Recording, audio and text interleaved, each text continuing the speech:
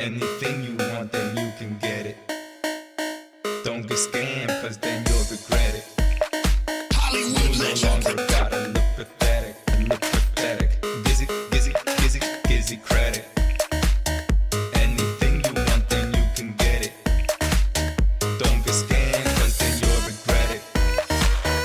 You no longer gotta look pathetic. Mi gente, what's good with you? Your boy GizzyCredit. Aquí sporting my new Back to the Future Hawaiian shirt that I wanted to get. It's pretty cool, right? You see Back to the Future? It's ridiculous. But it's like me, ridiculous. Anyway, shout out to all of you guys out there. Thank you so much. We are now having podcasts every other Monday so that you guys can be aware. I'm going to be posting a lot of whatchamacallit, of posts letting you guys know when we're gonna go live.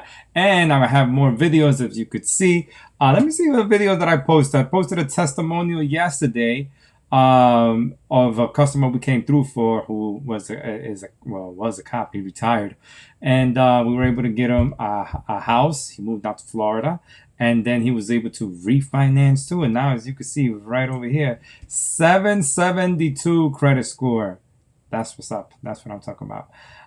Anyways, let's leave that to the other side. How you can contact me? I go by GizzyCredit. Been doing credit card for a very long time, over 10 years, as a matter of fact. Anyways, people contact me through my social media.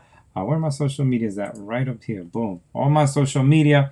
We help people understand credit, what to get, how to get it, how they could better themselves with their finances. You know, we're the go-to people. Yes, this guy with the Back to the Future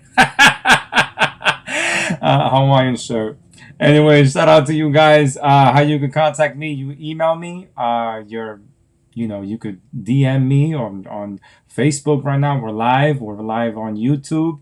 And you could DM me or just write your email address. I'll send you my how to start credit repair info, or just right over here. Just go there and email me. All right, so I'm gonna bring John in right now. John, who is in Florida, and of course, I'm gonna let you guys put your questions right here so we could get to them ASAP. All right, let me get John on the phone real quick. How's everybody doing? What's good? Where y'all calling from right now? Let me know. Let me know. Let me know. Let me know. Jesus, let me know. What was it? John already 4 times today. We had a couple of intake calls with him. Let's do this real quick. Shout out to my customer, Anibal. All right, Anibal came through, and he gave through my Cash App $50. So I'm drinking coffee because that's for it's for coffee. What's going on, John? What's going on? Good. Everybody here, John, nice and clear? Let me know. John, say what's up. What's up? I can hear you. All right, mi gente. So, as you know, John has been educating all of us on how credit works, what to watch out for. Also, educating us on what's going on with the Rona at the moment. At the moment right now, John is in Florida. John is staying safe. He did have a cold, but he beat it. And yes, people are still getting other things like colds, fevers, not the Rona, okay? But John is in Florida, and basically we're going to be doing these podcasts every other Monday because, we both have families, and now John has older children, so they're going to school, and he takes care of them too. So, John, how's everything in Florida? It's good. I mean, other than the fact that the whole argument with schools is front and center right now, sending kids back to school and stuff, So, it's an issue that I think will probably be here front and center. Are you sending your kids back to school? No. I mean, my son's school gives both options. You can do the distance learning, or you can go in and was like, no, I'm not experimenting on my children. If I can control it. So he's going to be, he's going to be doing what he did, during the actual onset of it, where he's learning from home through the way his school is set up. Is they have this system called the OWL system, where it's literally like he's sitting in the classroom with them. So he just doesn't have to be there. It's not like Zoom. It's a little more interactive than that, which is cool. But my daughter goes to preschool, so I'm definitely not sending her into there, because that's like a germ pit of germ kids. I mean, try and get a 4-year-old to wear a mask is like, it's like performing surgery with no tools, right? I mean, it's impossible. So I wouldn't even bother. But I mean, here the funny thing is that we're in Palm Beach County, right? And right above us is Martin County. And Martin County, it's opened up a bunch of schools like last week, and a number of them are already closing. Like first couple days, they already had coronavirus cases. They've been quarantining half the schools. I'm like, why? What? And it's funny. It's funny because you see that, no matter what the news stories break and what you believe or whatever. I mean, some of these things are definitive. They're not open to interpretation. And when you hear that schools are shutting down because it's just spreading so quickly, and the one school in Martin County was open 2 days. 2 days. And somebody had already reported a case of coronavirus. So it's like, my goodness, man, why are we even chancing it? Why is there even a risk here? I mean, not a risk. Why is there even an option? I just don't get it. But you know what? For me, it's I would, if I can control it. I mean, I respect people that have to go into a retail job or something and they don't have a choice and stuff like that. But I went to the mall. I went to the mall on Saturday. Empty, Jay. Malls are empty. I was down here. They have outdoor malls, right? So there's one in downtown West Palm called City Place, and I was there yesterday eating dinner last night, and this place normally runs on the retail side, like maximum capacity. It's really nice. It's a huge outdoor mall. Oh, nice. 85% of the storefronts are empty, and these were all like Bath and Body Works, Victoria's Secret, Capital One was there. I mean, they're all gone. It's just empty storefronts. I mean, it's crazy. It's crazy, because everybody, like we talked about before, everybody uses the stock market as the pulse of the economy, right? And they think just because the stock market's buoying up right now and maintaining, that somehow, some way, that's a reflection of how we're doing as a broad economy, and it couldn't be any further from the truth. It's ridiculous. It's ridiculous, and I mean, I think we're still in early treading, like I said, when this all started to where we're at right now. So hopefully,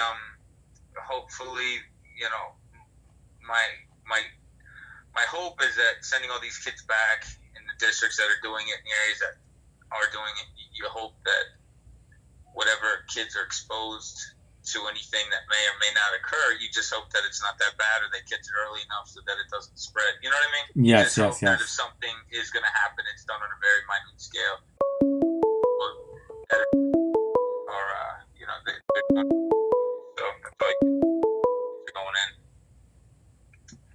Well, I'm over here getting a phone call from 772 area code. 772. Oh, that's Chicago. Florida. That's Florida. Yeah. Somebody just called me from Port. 727 is Florida. 772 is Illinois. Illinois. Yeah. Well, somebody just called me from Port-au-Prince or something like that in Florida. Port-au-Prince. Yeah. Is that even Florida, or is that like I have no idea. It sounds familiar because I feel like we may have a client that's from there, but I don't know geographically where it's at. Port St. Lucie, my bad. Port-au-Prince. Oh, well, that's definitely for sure. But that's 727, I thought. Or no, maybe that is 772. Yeah, 772. Yeah, 772. I'll get back. You know what? I'm going to send him a text. He's called me twice already. I'm pretty sure it's for credit repair. What do you call that? Little Haiti, right? Over there? Oh, I don't know. Oh. What, you mean in Port St. Lucie? Like yeah. It's not that far from Palm Beach County. I mean, it's Port St. Lucie isn't that far. I don't know though. I'm not as familiar with over there.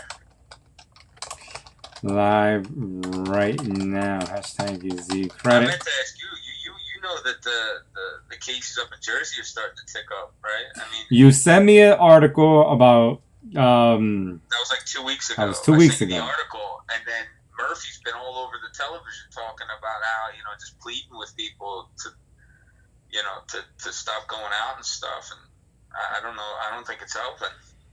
It's not. Everybody goes to Wildwood. Everybody goes to Seattle City, Long Branch, Seaside Heights, Yeah, and it's just you. It's cramming 1 million people into an area that comfortably fits 250,000, right?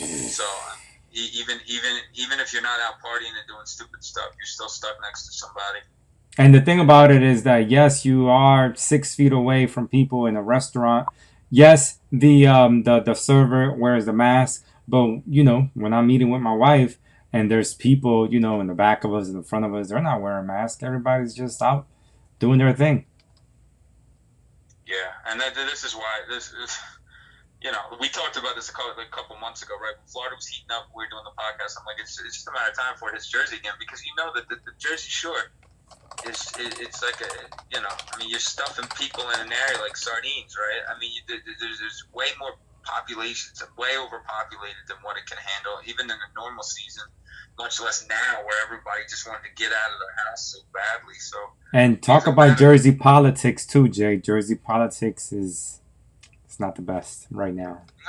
No, it's not. But I mean, you gotta love all the governors, though, right? They all do their victory lap, and then it comes to kick them in the face, right? I mean, I just don't understand. I don't understand why even do it, right? I mean, people aren't morons. They know when somebody does something right. You don't need to do a victory lap. They know when you're doing the right stuff. You don't need to let people know you're doing something right. And the guy in Florida did it too. He did his victory lap, and then DeSantis, he got hammered by everybody when it came back down here. So there's nothing these guys can really do to control it, right? Let's be honest. I mean, it's a virus. I mean, it's what it is. It's going to run its course, and the severity of it is going to be. It's going to be. Is that Kimberly? I think that's probably Kimberly who called me. She just went on a Facebook Live. I think. Oh no, Kimberly lives in Ohio now, but I think she kept.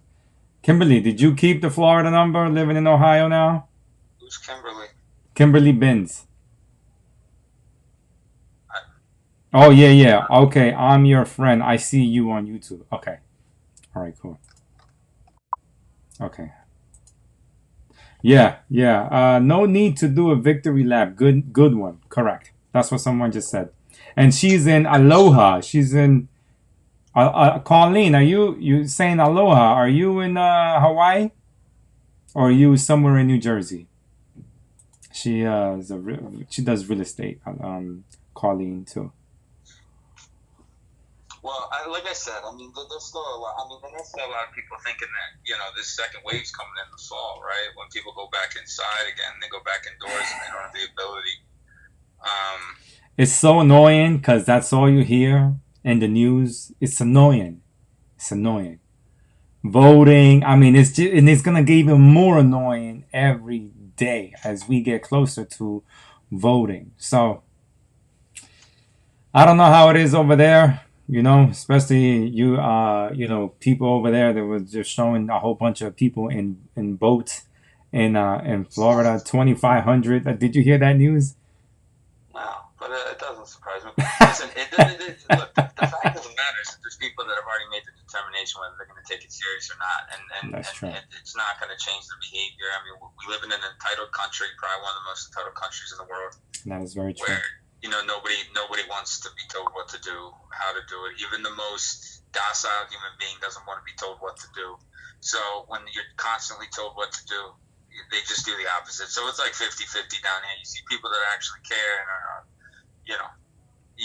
look. But at the same time, as a human being, you gotta exercise your own caution, right? I mean, they're giving you the tools on what you need to do not to get sick. If you choose not to listen to it, then obviously you're subjecting yourself to whatever the scenario may bring. So it's to each his own, and that's kind of how it's being run down here. I don't know about up north. I know when I was up in Philly, it was like a freezer. Everybody was walking around like robots. I mean, just catatonically fearful. So I mean, I'd much rather be in this kind of an environment. I got to be honest with you, where you can decide where you want to be, and you can Yes. decide to exercise caution. Well, you got the nice weather too, Jay. I mean, it gets really hot, but still. Oh yeah, the weather is hot here, but I mean, you get out early, come out late, it's all right. And Colleen is also in Hawaii, where we are locked down again. So you got Hawaii that's locked down again. You don't even talk about that, though, right? Isn't it crazy? Yeah. That's part of our culture. Why don't we talk about it? Can you put the phone more towards your lips, Jay?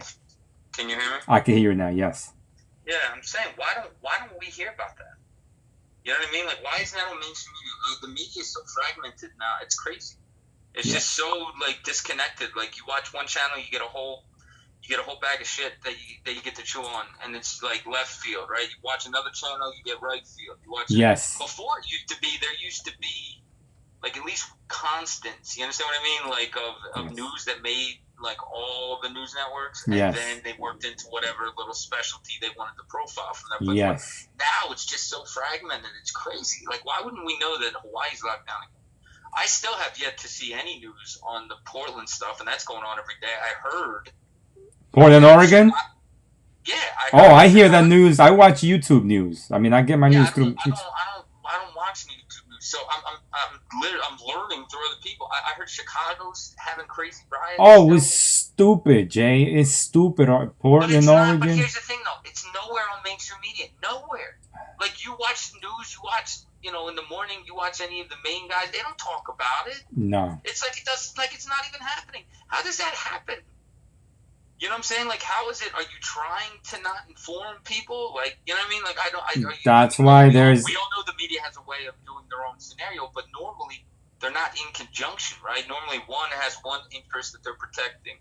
Another one is working with another wing, whether it be far left, far right, slight left, slight right, even center, etc.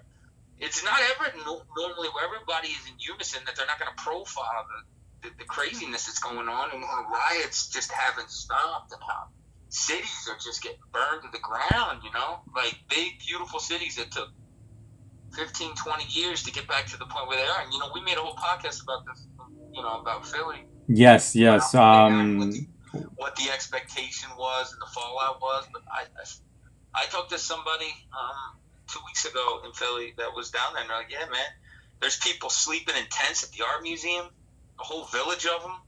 I mean, there's the board up still everywhere, and I'm like, oh my gosh, it's sad, man. It's sad when you think about a lot of these cities. It took them a long time to get back to the point where they were at. And John, you don't know, man. New York City. So many people have left New York City. 13,000 apartments available right now. It's no one wants to move in. Where is the economy in New York City? Well, it's not just that. It's the taxes in New York are so high already, right? So what are you going to do? You're going to live in New York, you're going to pay high taxes, and you're going to get kicked in the ass. It just doesn't make any sense, right? So, I mean, it's like, why stay there at that point? Why not just, if you can work remotely, move somewhere else where the taxation is more accommodating, along with who knows where that's headed, I mean, everything's cyclical when it comes to economic stuff and just in general. So that may have been, the peak going into the beginning of this year for cities, and this may be the valley, and it can prevent some good opportunities, buying opportunities, because cities will rally. Cities will rally again over the course of time, right? Well, I don't know if you heard, but De Blasio, he's the one that's saying, I don't care if people leave, because we're going to the city is going to buy these apartment complexes and turn them into public housing. Yeah, that's great for the economy. So, I mean... So the fact of the matter, though, is De Blasio's the same guy that said, just let them burn out when they were rioting. Remember that? Correct. He said to the cops, don't leave them alone, let them just burn out. Meanwhile, they destroyed Soho, right? Completely destroyed it, which was like one of the crown jewels in New York at the time. They destroyed some of the nicest neighborhoods. Finally, this guy had to change his approach and be like, okay, we got to step in now, and these guys aren't going to burn out, right? And unfortunately, this is where we stand. So I'm not sure, and to publicly say, yeah, listen, we're gonna snatch up all these apartments in nice areas, and we're gonna make it public housing, which subsidizes the real estate values and subsequently hurts the neighboring people. I can't imagine that city councils and stuff in those areas are going to allow it, right? Because it's going to immediately, in a negative way, immediately impact your real estate even more so than it already is, right? When you start getting into subsidized housing, Section 8 housing, whatever the case may be, you're really leveling off the values at that point and probably projecting on a downturn from that point forward because, you're bringing in a whole different scenario, right? But Jay, I know people who say Section 8 never late. Who say I'm gonna purchase? No. As an investor, yeah, for sure. But the problem is the kicker with Section 8 is this, right? And this is you learn this day one stuff, right? Mm-hmm. Section 8 is great on yield. There's no equity play though, because most Section 8 houses are in low income areas and they're in areas that aren't gentrifying. Right? That's why they are Section 8. That's why the city will go in there and do that, or the state, or whoever's sponsoring that Section 8 program.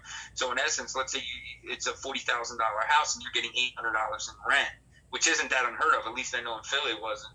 So they're guaranteeing 75%, of that rent that you get in your account every month. The tenant has to come up with the difference, right? Correct. Yes. When you figure 800, the tenant's coming up with it. They're giving you 75% of 800.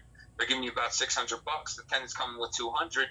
And if you do get the full 800 every month, over the course of a year, that's like a $10,000 return, right? Or yes. $10,000 in rent you're going to get on a $40,000 house.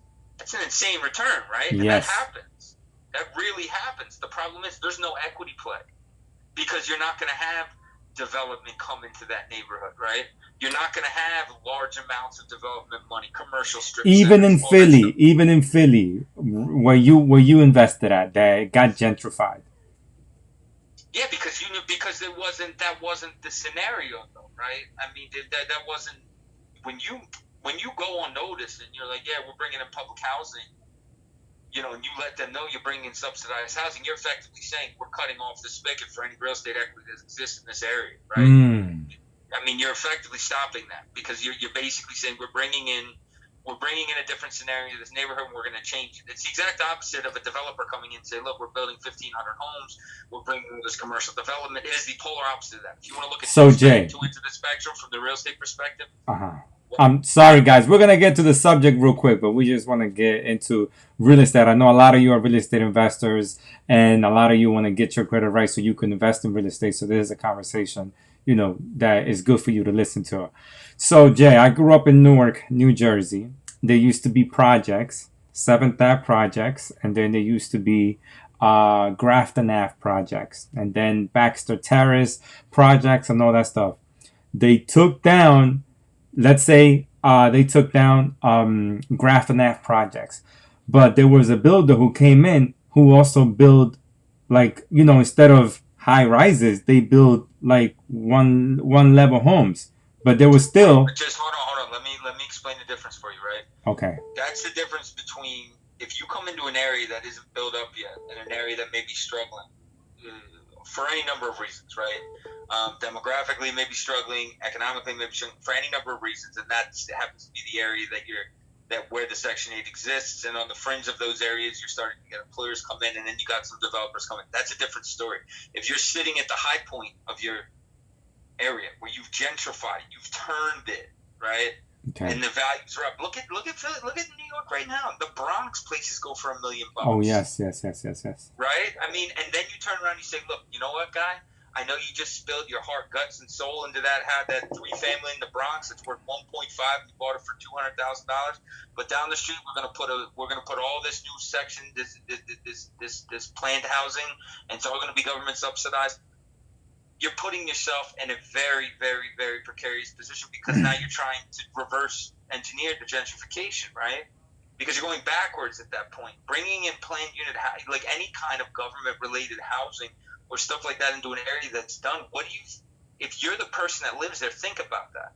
If you're the guy that bought $1 million house, right, and that new government subsidized for whatever reason, maybe it's a halfway house, maybe it's any one of those things, right? It's Correct. Bringing a new element into that neighborhood. That's an element that when you spent 1.5 or 1.4 even in the Bronx for that house, you weren't thinking was coming in, right? You thought the Bronx was riding. You thought it was still riding and it was going to get better and better and better. Now you're bringing an element in that you thought you'd already moved beyond. You understand what I mean when I say element, I mean, like I said, like if it happens to be a halfway house, Halfway or house, any yeah. kind of, Newark has you a know, bunch of halfway houses. They have them in North Newark and in South Newark, in and downtown. look, there's nothing wrong with halfway houses. I'm Correct. saying though, if you're looking at it from the perspective of you plop that right smack dab in the middle of a neighborhood that's developed, what do you think's going to happen? Yeah. It's gonna concern the people in the neighborhood, right? It doesn't Yes. matter if it's New York, if it's Philadelphia, it's wherever. It's just a natural response. So the point I'm trying to make, without going into a elongated scenario, is when you start plopping. Number one, I don't know why he would say that. I don't understand why any public official would double down on that. I mean, it's not like he has any control over it anyway, and it's not like he is somebody that the economy is like. Well, he gets $9,000. He's whatchamacallit? He's a landlord. He gets $9,000 from his investments that he has. But are you talking about? I'm talking about De Blasio. I'm talking about personal De Blasio. Yes. But you're talking about when you said he's going to buy on behalf of the city. That's a different conversation. Oh yes, correct. Yes. If that's what he said, see, I'm going off what you said. So if Yes. he's buying on behalf of the city, that's different than a personal situation. Buying on behalf of the city, you're bringing in, subsidized housing for the purposes, it serves a very good purpose in society, right? It's just you would normally not see it sprout up in the middle of a developed neighborhood that is rising. You just wouldn't do that. So I don't know why he would say stuff like that, but look, we're in crazy times, man. I mean, we're in a year. We talked about this before. That's Yes. just insane. So, and it doesn't seem like it's getting any more normal. We've just normalized it as people, right? Well, we still not in Thanksgiving where you said we're probably gonna see, what happened in the last 6 months in Thanksgiving. What do you mean? Remember we started talking about this back in March, and then you said when do we see it happening? And you said by Thanksgiving we should see what happened in the last 6 months, in which we'll be able to tell if the recovery is going to happen or not. Oh, for sure. Yeah. No, I said towards the end of this year, I said you'll start to see, because it doesn't appear as though this next bill is really going to get passed, because I just don't think it's going to happen. So the fact that the economy is just booming right now, it was good because, we need to start running without training wheels. And that's what's been propping it up for the last couple of months, right? Yes. The housing, stuff like that, it's just getting propped up, and the reality of the situation is once that propping stops, which I figured would happen towards the end of this year, going into looking for purchases at the beginning of next year, right? That's when you start to see things. Now look, even if a vaccine, I think everybody at this point has exhausted the vaccine conversation, but I think anybody that does any research on it understands the fact that any one of these vaccines, I mean, they've already come out and said that it's not going to be addressable for 100% of the people in the world, much less the country, right? It may cover 60-70% of the people if it's a good vaccine. The other 30 or 40% of the people aren't going to be able to take it for any number of reasons. Allergic reactions, their body may reject it, all these different scenarios. And the pharmaceutical companies have come out and said that. So this isn't like some kind of end all. You understand what I mean? Like even when that happens. So everybody's been hanging on that as a means of, okay, well, when that comes, everybody's going to turn around and just jump back into it. It's not going to happen. And, there's been a lot of stuff lately going back to I've been saying this since February, March, whenever this happened, but the unemployment thing is a huge thing. I mean, I say it all the time, but we're 65% of our economy is run consumer driven, right? Yes. I mean, us spending money is what drives that 65% of our economy. And if people aren't making more money and don't have jobs and they're living off of unemployment, and that unemployment is only covering 70% of their best pay period over a 12-week period, then that's not getting them. Now, granted, they still have the moratoriums on evictions and stuff, but how long is that going to last? I mean, there's commercial lenders here who, like I just said, I was over at City Place yesterday. That's a $250 million outdoor mall. Wow. 60, 70, 80% of the storefronts are vacant. So and this, there's one or two of these down here. There's one in Palm Beach Gardens, and one in downtown West Palm. I haven't been to one Gardens. I can only imagine it's probably the same. So, I mean, you're talking about... And that's Florida, where people just be like, I don't care. Yeah, but you got it. You're right, but it doesn't mean they're out spending money, right? Because how can you go out? I mean, I love all the people, and I say this all the time, where it's like, yeah, you gotta rush out and buy a house, man. Go rush out and buy a house. I mean, what are you thinking? Like, what is the rush? What are they gonna run out of house? I haven't been. I mean, it's insane. The people overbidding. They're driving it up. They're driving them up. It's insanity. It's not even and I mean, look, they always say this is just the common element going back 100 years in the economy. When you get to a point of euphoric buying, whether it be in the stock market or in the real estate market, that defies fundamentals, that defies logic, that defies rationale, right? Like in an environment like this where unemployment is still running at 12, 13, 14%. I'm talking not the real economy, the one that we talk about, right? Yes. 12, 13, 14%. You have people on furlough that haven't even claimed unemployment yet. They're not going to get back to their jobs. When you get into that kind of a situation, and then you turn around and say to yourself, well, how are real estate prices going up so much? Or how are we getting all these clips on real estate sales and such? You say to yourself, it's got to be short-lived because real estate is a full document loan, right? Yes. So in order to be able to substantiate that, you have to be able to fully document. Well, if unemployment even stays at 10, 15%, you're talking about a situation where you're extracting 1 to 2 buyers from a 10-person buyer base, right? Yes. And going back to January, that was a full 10 on 10. Our unemployment rate in January was like 2%. So you were effectively running at maximum employment in January. Now you're running at maybe, I mean, it depends who you believe, but maybe 80%, right? Yes. That means before you had 10 buyers, now you have 8. So just taking those 2 potential buyers out, and then how many of those other 8 that are in the economy? Excuse me, in that buyer pool, how many are spending, right? How many are out overspending? How many are buying frivolous items? I just saw a study the other day that said that used car sales are the most popular sales that are out right now, yes. right? Because nobody wants to overspend. So how does that work, right? On one hand, you have people that are smart, right, being frugal, right, and being intelligent about the situation, and they're buying used cars because they can get it down and they can get served. And then you have the other side of the coin where you have these people that are literally overbidding on houses that's unsubstantiated. It's insane, but it just goes to show you the kind of emotional response that's going on right now. And I think when a lot of the dust settles and we start to get into the end of the year, I think, and the thought of getting any more government bailout, prop ups and stuff like that is off the table, and starts to walk freely on its own, it's going to be very clear. I mean, it's crazy. It's crazy because it's really not that hard to. An economy is run.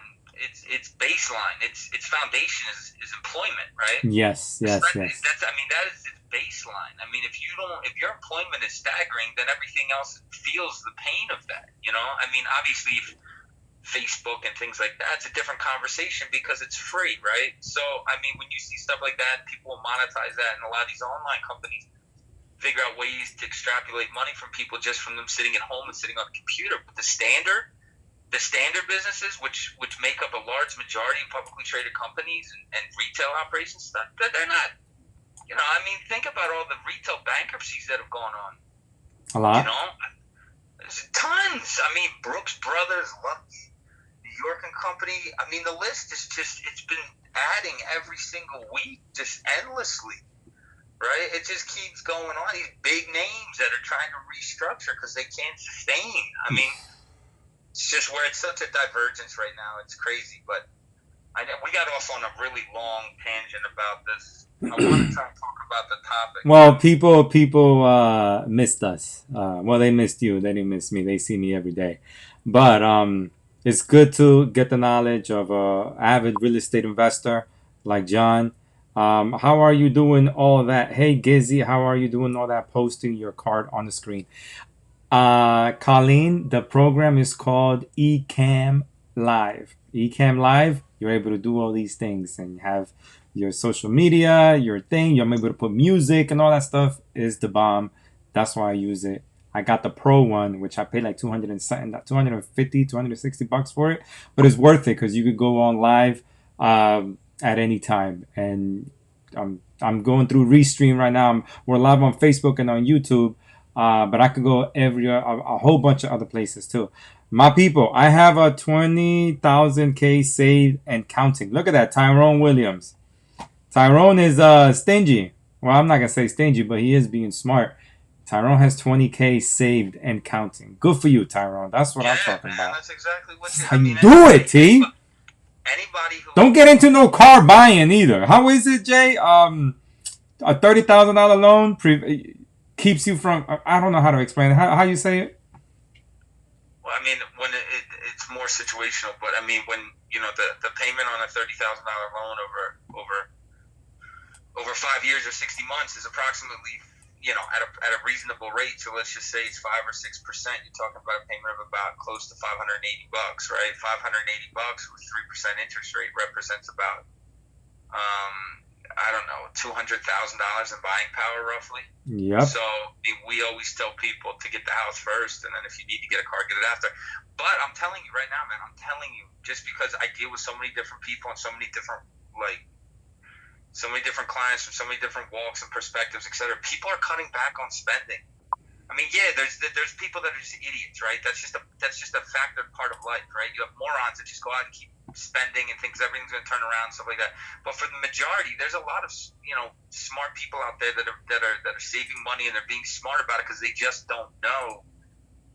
And right, going at this aggressively and believing everything you see on television obviously has not served anybody well at any point in time, probably in their entire lives. So I think a lot of people are learning just to follow their gut, and I think their gut is telling them just to be cautious right now. Stack paper is not a bad thing even in a good economy, but if you're doing it in a down economy, it's even smarter, right? Because you're saving up. If something turns against you, you have it to sit back on. And not only that, but he's with life. He's looking at life and seeing if something was to happen to me, at least I'm good for 6 months. You know what I'm saying? For sure, absolutely. It's But, nesting. You got your nest egg. But listen, it goes back. It goes to me. It just keeps going back to the people that are in a rush to buy houses. I mean, look, I understand. There's always situations where people need to go out and buy, like they got to move, you know, because they got relocated for employment, even though that wouldn't apply here, or they had a baby and they need to grow, and that may not apply here. These are both normal situations. I don't know what situation happens now that they need to buy right now, other than just an emotional response to the fact that they were penned up in their house, and in their mind they think we're going to run out of housing in this country, not realizing that, you know, the biggest home builders in this country just built in a down economy and an up economy in the middle of the road economy. We're not ever going to run out of housing, okay? So if you want to overspend for a house and waste money, knock yourself out. Just understand that, I mean, the damage can be exponential if you overpay. I mean, correct. It can really, really, really follow you around. We got to have another podcast on real estate, because that V curve in real estate is interesting to watch. Because, you know, 2008, 2009 happened, and only you will know, like a real estate investor who's in it will know when things are V'ing down and when things are gonna veer up. Well, a V-shaped recovery is typically, you know, that's normally showing a full-on rebound. But the fact of the matter is, values had dipped. See, you gotta understand something. In 2008, when it V'd, values, and it wasn't like a stock market beat, right? It started, if you're working from a broad country, like looking at the United States as a whole book of business, Florida and Vegas and Arizona started dumping out early. They started dumping in 06. They took off before 06. It wasn't until later on that you started seeing other more traditional markets start to dump. So it was a slow ride down that started at 06, probably 05, late 05, early 06. And it bottomed in 2012. See, this is what I'm explaining to everybody. The real estate market moves like an aircraft carrier. Stock market moves, I say it all the time, moves like a motorcycle. So, I mean, you're talking about it takes a long time. So that V you're referencing, the left arm of it started in 05 to dump, went all the way down, bottomed in 2012 when all the investors came in and soaked up all the inventory. And that's exactly what caught the bottom. Investors came in and they bought the bottom. Wasn't individual homeowners. Nobody was. The lending criteria at that particular point in time, at the bottom, 2009, 2009, nobody could get a mortgage. Not in a traditional sense, because they'd cut the debt to income back to 40%, which right now, by the way, trails at about 57%. So think about that, an extra 17% of buying capacity you could do at that time. But more importantly, you're talking about a situation where nobody knew where the bottom was, right? They were stuck in their own upside down house trying to find a new house, and nobody was even thinking about that because they didn't even know how to get out of their own house because their house was upside down 100 grand, which is why I'm saying to people it's so important to buy at the right number, even in a good market. Buy safely. But the right side of that took from just, if you consider the bottom, the bottom probably bounced around between late 2010 and probably early 2012, and then it ran up. You started to really see life in 14, right, where it really started to make a hard bounce because a lot of the inventory took a long time to soak up. And then it ran up to probably, 16, 17 is when it really took off. And then now it's just been sputtering around in this overinflated mess of froth that we're stuck in now, where, you just keep doing everything you can to just keep, giving the real estate market another hit just to keep it propped up just long enough to go to live another day. The problem is it doesn't work like that. Any adjustment, like think about what happened in February and March, right? In February and March, when the coronavirus first hit, the stock market tanked. Do you remember the podcast we did? Of course, yeah, in 12 days or something like that. It just went down. People were saying that FHA doesn't do 640 anymore, 620 loans anymore, and they were talking all this nonsense, right? Yes. And, I'd explained the reality of the situation is there was just no liquidity to buy the mortgages in the secondary market. So for anybody who doesn't understand, all these banks that originate loans, they don't hold that paper. They don't keep that mortgage on their books. They turn it around and they sell it. They sell it to 85% of the mortgages in this country sold to Fannie, Freddie, or Ginnie Mac, and they're all sold. They're packaged and sold. Well, the liquidity for those loans on subpar credit was not there in March. Some really good lenders that had really good credit and reselling their loans, there was definitely liquidity there, but the majority there wasn't. So that's what happens in situations and what can cause reverberations, right?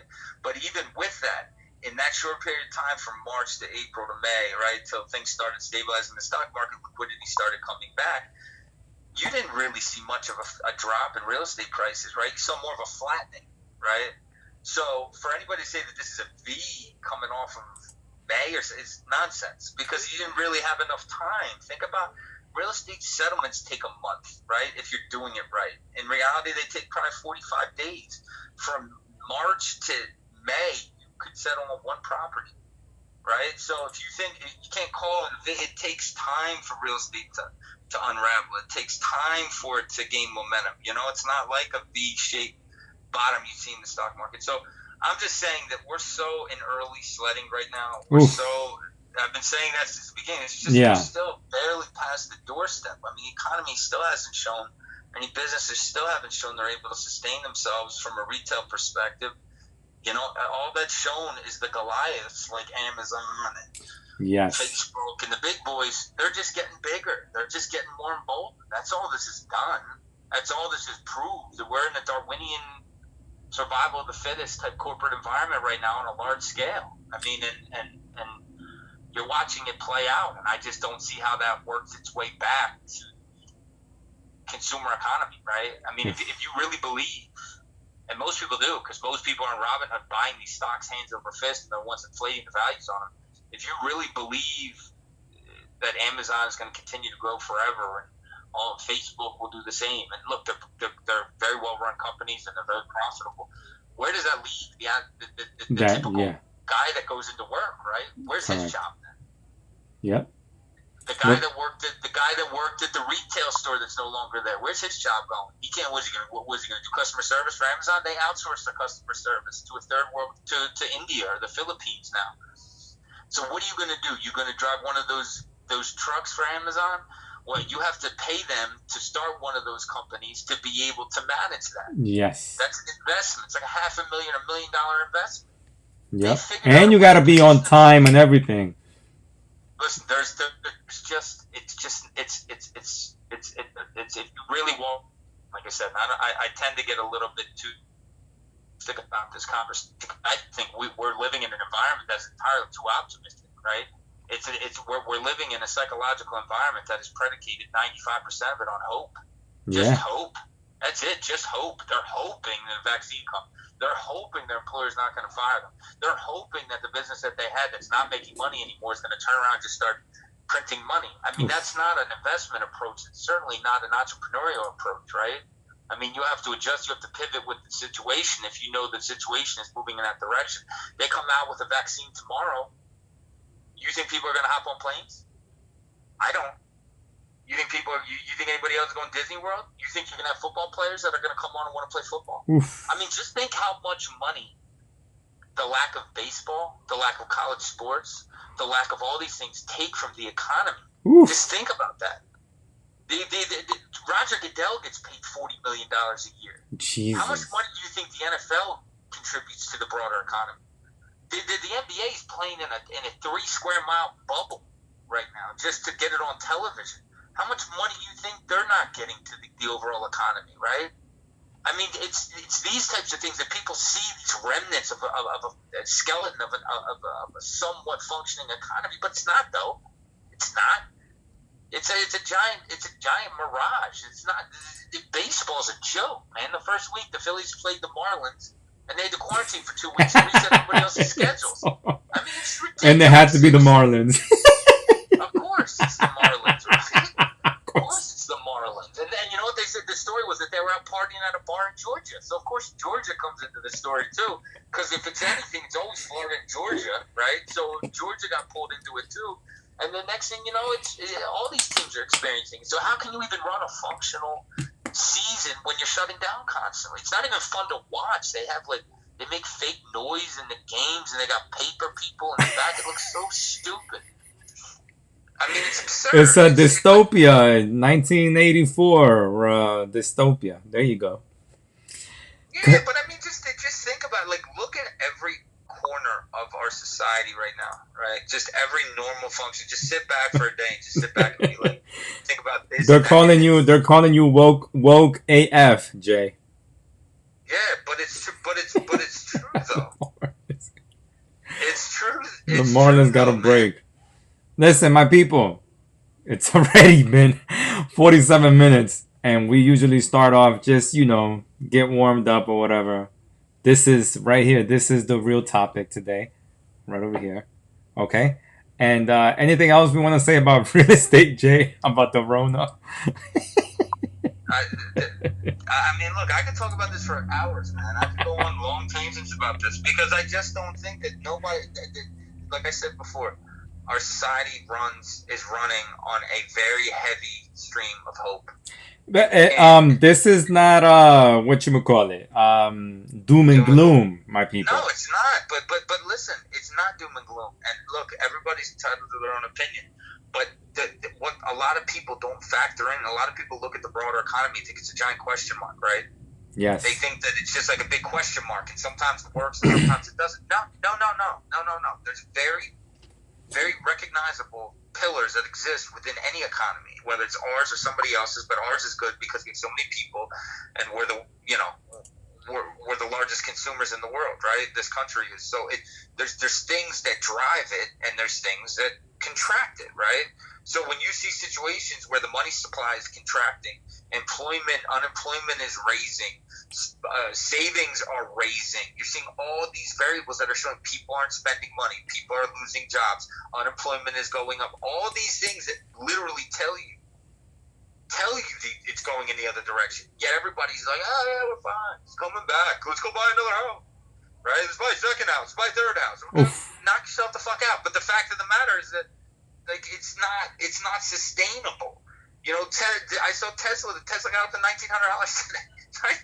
The stock was $300 this year. Right? Wow. It's at $1,900 on the fact that somebody mentioned they're going to sell batteries. I mean, we are in such an inflated position, such an inflated environment right now, as it correlates to just functional rationalization. That it's. John, when are we gonna get into the lending business, Jay? I got Curtis Davis who said Rocket Mortgage, and he says RKT new stock. Yeah, no, I know. I saw it went public like 2 weeks ago, and look, the things they're talking about are great, but I mean, it's for the record though, it's not ever a good sign when you see a company that's been private for 30 years that wants to come public. Yeah, that's normally not a good sign.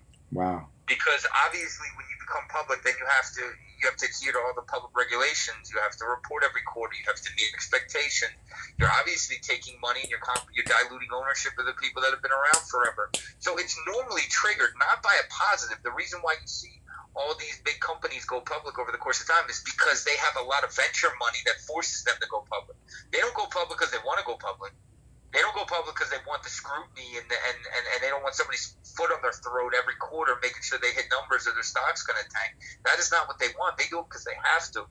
Now, Rocket Mortgage pumps out mortgages like crazy. But if I'm interpreting the situation, right, and I think Rocket Mortgage is, obviously quick in and everything, is a really good company, and I think they're best in show probably. But look at other mortgage companies or mortgage lenders that have gone public. Yeah. And see where those stocks have landed at the end of the day. I mean, it's a feast or famine business. So when you start to see the market turn around, I mean, it's not a pretty thing, and the mortgage lenders know this. So to see them come public now, that could also be a signal of a top. You want to cash out, you want to get your money out of it. There you go. And look, I mean, you're seeing a lot of this stuff everywhere. You see the smart money, vacating the market, right? And you see, for lack of a better term, I'm not going to say dumb money, but you see, some less experience. This is why everybody references Robinhood now, because Robinhood is, if you got a pulse, you can open a Robinhood account. And the fact of the matter is, it's largely run by inexperienced. I don't want to say entirely, but the interpretation is run by inexperienced traders. Well, Robinhood actually stopped. They were tracking the trades, the most popular trades of Robinhood for a while, and they were tracking the volume on it, so that hedge funds and stuff would be able to track where that money was buying in an effort to avoid, right? And into an effort at the same time, in an effort to understand exactly where that money is being deployed, because it's a large amount of capital that's getting deployed as it comes from Robinhood. So I'm just saying, I look, Curtis, I think, to answer his question, I think that's a great company. I'm a little cautious because of the fact that you wait 30 years and then you come public. It smells at this time in the market. It just smells really, really funny to me. And look, for that reason, I'm personally going to stand clear of it. I mean, I watched the whole. I watched them at the exchange when they went public, and I heard Dan Gilbert's whole spiel on everything, and his interpretation of why he wanted to do it, and so on and so forth. But it's difficult for me to buy it. So I have a feeling it's more of a top than it is anything. Okay. All right. Well, my people, let's get into the topic today. Yeah. And of course, all this is real news. This is not fake news. And today we're going to talk about, we get this all the time, almost every day. Oh, by the way, Colleen, this right here means that you're hard with money. In Spanish, they call it maceta. When you go like this, you say maceta. Maceta is like a potato bag. A bag that holds something. So that means you're being hard with your money and you're saving money. Okay? That's what it means. It means that you cheat too. Anyways, we get this all the time. People who are not able to see their credit reports online, either through Experian, Equifax, or TransUnion, in which when we tell them, send me your info. Oh, why I can't see my credit report? It may be because you have a bunch of things going on in your credit file that you're not able to access it online. So we're gonna get into that right now. Like John says, it's an easy fix. And after we finish this, I'll get back to all of your questions. I know Marcus Franco, Curtis has something else that he wants to say. But let's get into the topic right now, Jay. Why people can't see their credit reports? Right. So we get this. I personally get this at least 3 times a day. So I'm like, we should make something, and then people can revert back to it this way. It can give them a bit. Now they get to listen to an hour of my ranting about the economy first before they get to the meat of it. But you know what? Maybe it'll help. No, I'll post it on the comment box of where we start talking about it, which is in 54 minutes, so that when you go back to it, when you go back to the YouTube video, you know that it starts at 54 minutes. Go ahead. Yeah, but I don't think it would be the worst thing in the world for them to listen to the first 54 minutes. So, but anyway,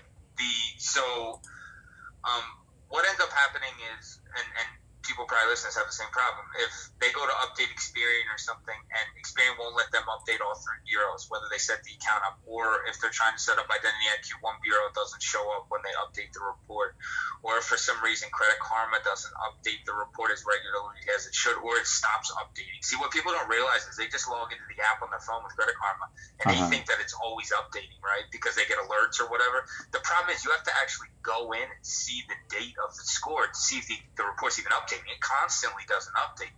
And the reason it doesn't update, and the reason that sometimes you have problems with Experian.com and updating all three bureaus, I've had clients who've called, and for 3 hours they sat on the phone with the people from Experian.com, which is obviously like somebody in the Philippines that has absolutely no idea about any of our credit or anything associated with it, which is the best person to hire for credit customer service, right? Because it's just like ignorance is bliss. You call them and ask them a question, and with a smile, they have no answer for you. And they'll keep you on the phone for 3 hours with no answer for you. So people naturally think that's the solution, but the problem is it's not. So when they call there, then they get even further away from where they started. But here's the reality. So when you set up with it, whether it's Credit Karma, Experian, Credit Check Total, which are the same company, Equifax.com, etc., any platform that you use, which is liaison to the report itself, right? Yes. You have to input, when you set the account up, you have to input your name, you have to input your address, you have to input your date of birth. Now, however you list your name, if you put your middle initial and your suffix, etc., that's up to you. However you list that is now how they're reading you as human being, address, phone number, etc., right? So when you go to click submit for that report, if that information doesn't match what that particular bureau has on file for you, or information that particular bureau has on file for you, whether it be Equifax, Experian, or TransUnion, correct, they're not going to be able to pull that report. So if your name is Joe Smith, right? Let's say your name is Joseph Timothy Smith Jr., and that's how you list your name, right?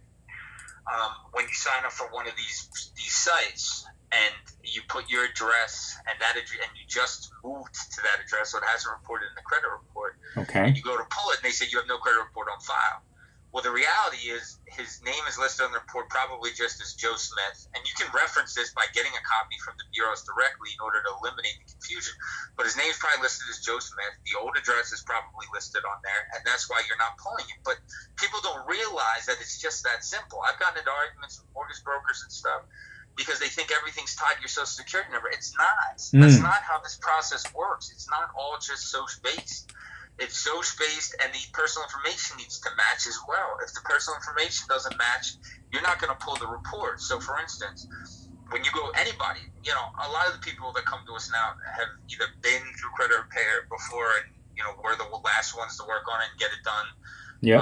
Or they've been to some kind of a credit repair company before, right? And in doing so, there's been deviations added to their names or removed or whatever the case may be, addresses, etc.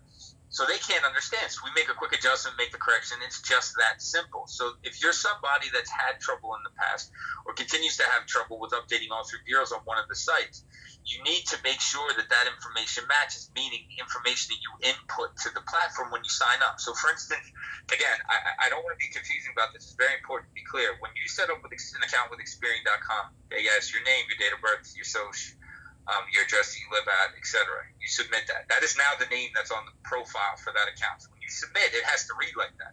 If you put a deviation from that, they're not going to pull all three bureaus unless all three bureaus read your name as written as how you put it in the profile, and your address is the same as how it reads in the profile. You can find what your primary name and address are by getting a copy of your report. If you don't know it off the top of your head, you can call each one of the bureaus and say, send me my free copy. They'll mail it to you. This way you can identify how your name reads, because a lot of people just are on top of their stuff, so they don't know how their name reads. A lot of people have unique names, yes, right? Yep. And in doing so, they just don't know how it reads.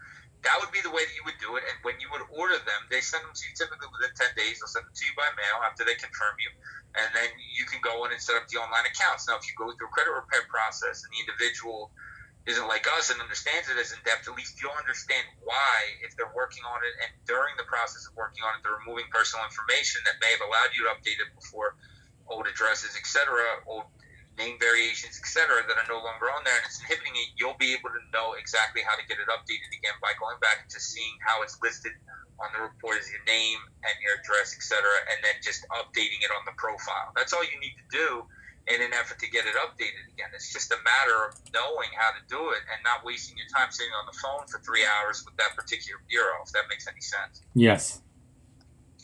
So the same thing happens for Credit Karma. Everybody thinks, I know I talked about this earlier, but it's just as important to change that with Credit Karma and to always check and make sure your report is updating. I couldn't tell you the amount of times on a regular basis for the people that do decide to use Credit Karma where the information doesn't update and they just look at it from their phone and they're like, well, my score, I saw all these removals, but my score is stuck at 560. Well, is it updating? I don't know. I'm looking at it on my phone. Well, give me the login. You look at it on a laptop and on a larger screen, you get to see the fact that no, the report hasn't been updated. Mm-hmm. The report wasn't updated from the first dispute, more than likely because they were using an old address, which more than likely was removed during the dispute process, right? So all they needed to do was update that address on the profile to the primary address because they were using an address from 3 addresses ago that when they originally set the account up. And when they do that, it repopulates into your Credit Karma, and then in a day or two, you'll see the new report reflect and update, and subsequently the score go up, right? Yes. Given the scenario I just gave. But it ends up being a really significant problem for people because they jump to their own conclusions and then they call and they think that they don't have a report because they can't pull it on one of these platforms. Like, no.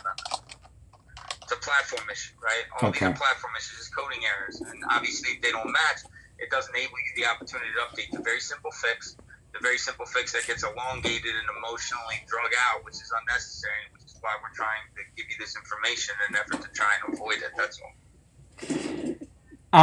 How about when it shows up on your driver's license? When you go to the DMV and you update your address, doesn't it automatically update to the credit bureaus, especially when they take down your SSN?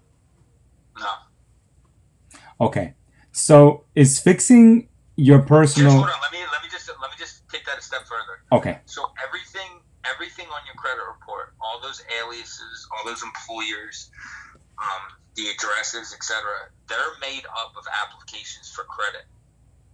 Okay? So when you applied for credit or actually obtained credit, that's why you're seeing the deviation in your name and why a name's spelled wrong. Because when they transferred and sent the information over to the bureaus, it was read incorrectly. That's why it's always like a number, a letter, or a number on an address. You see these incorrect variations. It's because it's either from you applying for credit and you were denied. That's why the employers are on there, the phone numbers and such, or it's from an open account that's reporting every single month, right? Yes. And they're reporting every single month incorrectly, right? Because whatever information that they see there that they've spelled wrong or written wrong or whatever the case may be, that's how it populates itself into the situation, and subsequently that's how it helps to attach to the report, right? That's one of the ways that it helps to attach to the report. But alternatively, when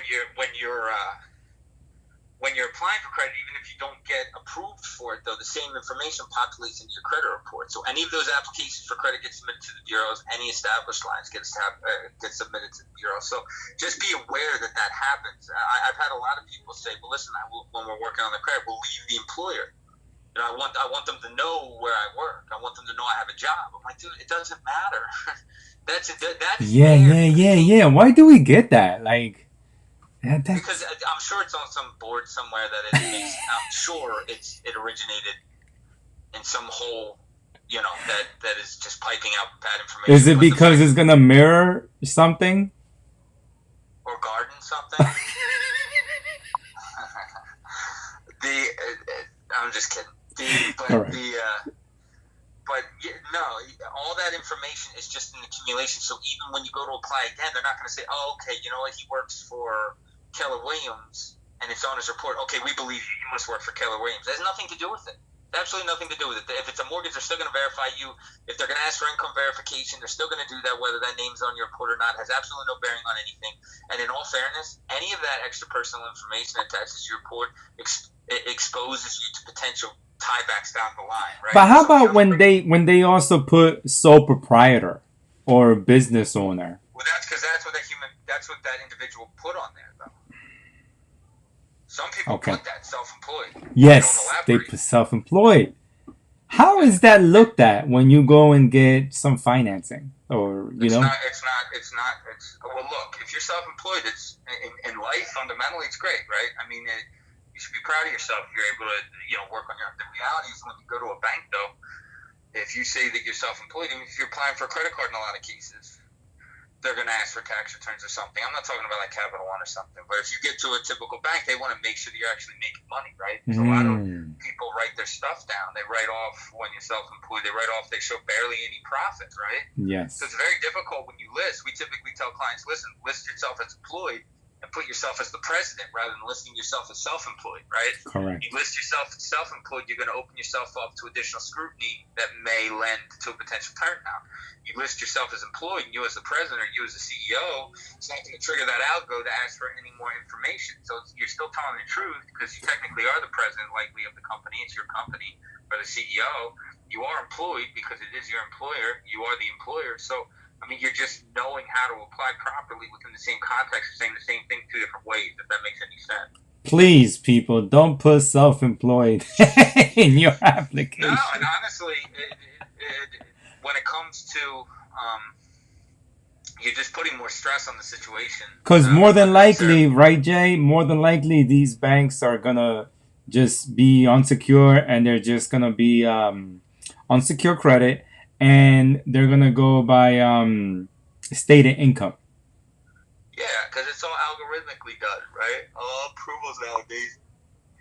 I mean, for the exception of mortgages, right, which still needs a human element to determine debt-to-income ratios and stuff, but the general approval itself is typically done algorithmically. Most approvals, almost for everything, are done algorithmically. It's not like the 60s when a human being, you walk into a bank and a human being looked at your stuff and was like, yeah, I'll give you the loan. You know what I mean? Now what happens is you pump it through their algo, and then all that human being does back there, is basically repeating to you what the computer spit out, right? Yes. And they're normally doing a pretty shitty job of it, right? Of explaining it to you. So it really breaks down to the fact that you really just got to know how these algorithms handle certain types of information in an effort to not make your life more difficult. But Jay, okay, is fixing your personal info, right, on your credit report to show up one address, one name, one SSN, does it do anything to your credit scores? No. Okay. No, it has no. Just making adjustments to your personal information has no bearing on. It's not going to jump your score if you remove addresses. It's going to prevent you. I was just giving a scenario before I got off on a tangent. So let's just say that, okay, for argument's sake, you had a collection with Capital One. Okay, Capital One charged off the debt. They resold it. 6 years later, within the reporting capacity, but not the statute to collect, some collection company gets their hands on it, and you still have the same. And this particular account is attached to your report through your address through an employer, right? It's just how it's happening. It's how it's gluing to the report. So if that information is still on there, this collection company 6 years down the line can try and tag you 6 years because they bought it, and the way they tag you is by attaching to your credit report. If all that stuff's on there, you eliminate the possibility of that reattaching to your credit report, which is why it's imperative to only have the most up-to-date information on the report. It's a liability. It's an insurance policy for you. It's protecting you from things coming back down the line because that game goes on. Just because our clients don't see it, it's because when they're done with us, we position them for the reasons I'm explaining now. But there's a lot of people that see that stuff 6 years down the line that's about to age off, and their collection gets resold. Yes. They haven't heard about it for 5.5 years, and now they did it because, and these people play all kinds of games. And this is the way you can play a game back, right? It's one element of what's important to protect yourself that way, but it's also essential not to have the wrong information on there too. I mean, if you don't live at XYZ address, why on earth would you want that on your credit report? Yeah. If you don't work, if you don't work here, if your name doesn't read as such, why would you want that on there anyway? It doesn't make any sense. It's absolutely insane to leave stuff on there that's incorrect with something as sensitive as your credit report, right? Correct. But no, there's no score adjustments for that. Okay. Now, we've gotten a lot of people who have done police reports for credit. Well, they call it credit repair. It's not credit repair when you send a police report and report as everything is fraud. Some people call it curve repair. Well, it's not. Well, right. Some of those people, though, they're not able to see their credit reports online. Is it because of the address thing again, or is it because of the fraud that they claim. Well, you're asking two different questions. So what happens is when people do that and they hit a high level fraud dispute that they've submitted, right? Mm-hmm. The bureaus will, like, let's say you send in a police report, affidavit, etc. They lock your online disputing portals. So, and that's out of your protection, right? So you can't get into my Equifax, you can't get into Dispute TransUnion, you can't get in to the dispute portal on Experian.com, and that's why, because they effectively lock it, right? Yes. Because you're putting them on notice. Look, somebody got my information. It's a high level scenario, and they take a high level approach, right? Excuse me. Especially if they agree with and believe what you would suggest. So it's in your protection, right? Yes. So that happens a lot. People are unaware and don't realize that that's why it happens, but it makes complete sense, right? I mean, if you're going to them and saying, listen, somebody stole my identity, right? And in doing so, they got all this information and they opened all these accounts. The bureaus are going to do what they need to do to make sure that they don't have an open area for them to get in and re-access your information, right? So they lock them down. So we constantly have people who start with us after because they weren't able to finish the way you just described, and we got to go in and dispute. We can't get the disputes set up online because they can't get into the system. So what we have to do is we have to submit the first dispute by mail in a lot of cases, not all cases, but a lot of them. That unlocks the system because now they see you're not disputing anymore with the high-level fraud suggestion, and then allows them to go back in. Now, as far as like not being able to pull up a report, just in general, that would be more correlated to what we talked about earlier, right? Correct. Maybe information isn't matching relative to what the bureau has on file, and it's a very as blasé as people are about the personal information portion of the credit report, it holds significance. It's like the heartbeat. You know what I mean? Yes. And people treat it like it's just like a piece of toilet paper, but the reality is it is one of the main components. And if you just disregard it, you're gonna have problems seeing your reports on a regular basis, and you can continue to have problems and not know why if you don't look at it from that perspective. Now, sometimes we're able to take people out of that unlocking the credit report so that we could dispute online in 30 days, but sometimes it could take another dispute to get you out of there. Yeah, but there's two totally different things that you gotta understand. You can lock your Experian, you can lock your Equifax, you can lock your TransUnion on those online portals. That's different than what I'm describing. You can manually lock your report in a blink. If you have an Experian.com account, you can lock your report so nobody can pull your credit, right? Yes. I'm sorry. I want people to get the understanding. As far as I'm talking about is getting you out of that fraud department in the credit bureaus.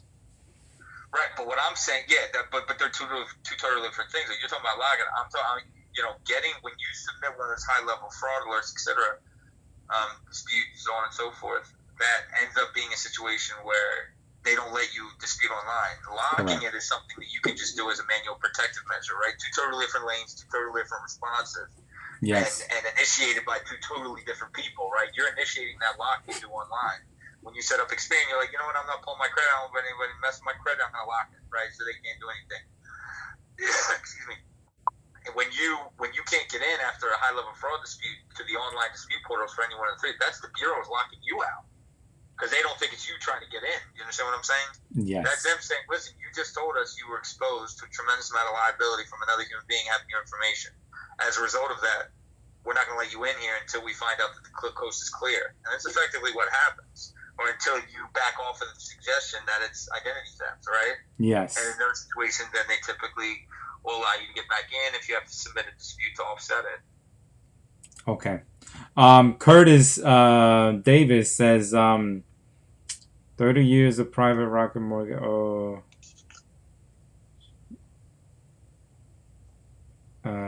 What he says. Why are people lazy about updating address information? Psychologically, I have absolutely no idea because I think they think it's an irrelevant part of the report. Just with all the people that I've talked to and helped over the course of the last 10 years. I mean, some of the perspectives. A lot of don't know, Jay. A lot of people don't know. That's what I was going to say. Yeah. A lot of the perspectives are based on things they've heard as opposed to them just applying their own intelligence to it, right? So even though they can't make sense out of what they're saying, somebody told them it, so it naturally must be true. And they saw it on YouTube, so it's got to be true, right? So I think if people just took an opportunity to step back and figure out who the right channels of information are, I think it would make their lives a lot easier. But to answer his question, I just think people think that it's a menial part of the report, and they don't think it holds any weight. They naturally think, like all the mortgage brokers over the years, I've had to prove wrong, that your social security number and your date of birth, the only thing that matters, the name doesn't matter, the address doesn't matter. I got news for you. There's a reason that every application for credit and every bureau has, if you moved in the last year or two, right, to give that address, that different address, just to ensure. If that address is meaningless, why would they do that, right? Well, here's my question. This is why I asked when people move and they change their address. You telling me that the bureaus don't know because they're not gonna know. Not until you update it. Not until you update it with the bureau, with the creditors. Oh. So when you update your address with the creditors, then they'll make the adjustment when they submit it to the bureaus. And then that's when you'll see the new address percolating. Plus, more than likely, you'll apply for new credit and so on and so forth. But yeah, it takes a minute. It doesn't happen overnight unless you force feed that, right? Mm-hmm. Unless you send over the utility bill, the driver's license, the social card, etc., in order to get that implemented. Otherwise, it'll work its way through. It'll just work its way through as you notify your creditors. Is that a 30-day process or is that a 72-hour process? Which part? When you send them your new info. It could.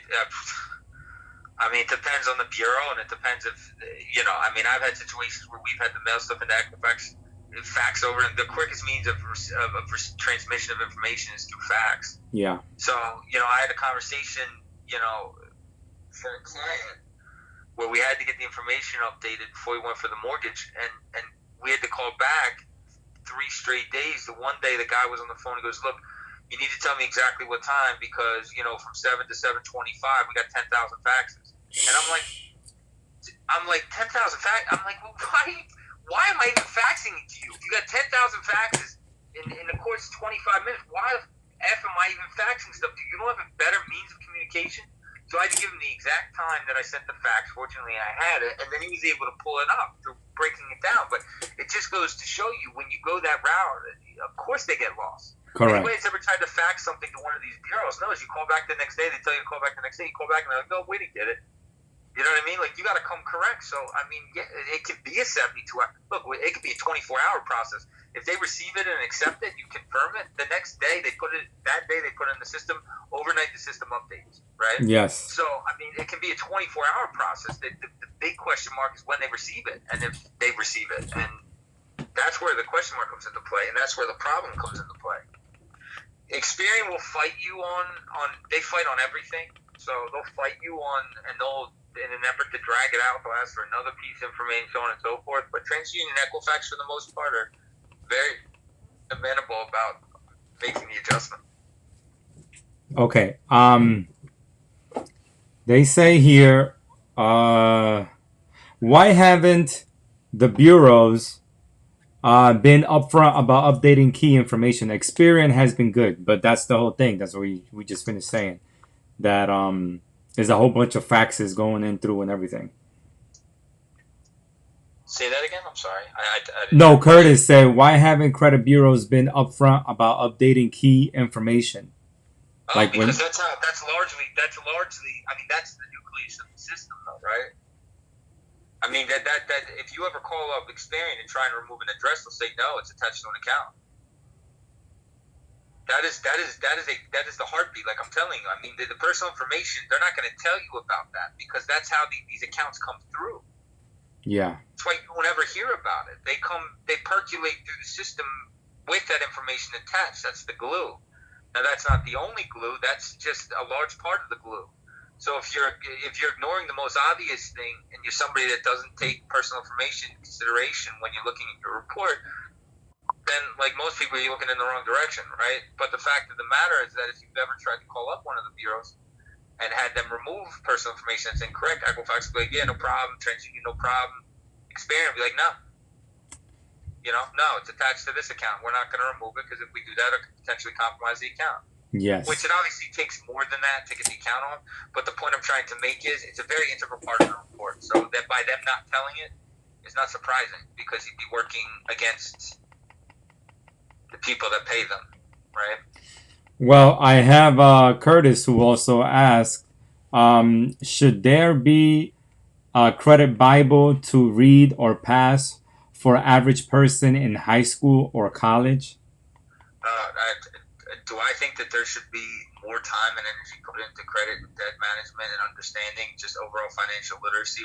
I mean, it's like music to my ears. I mean, I've said this at the beginning.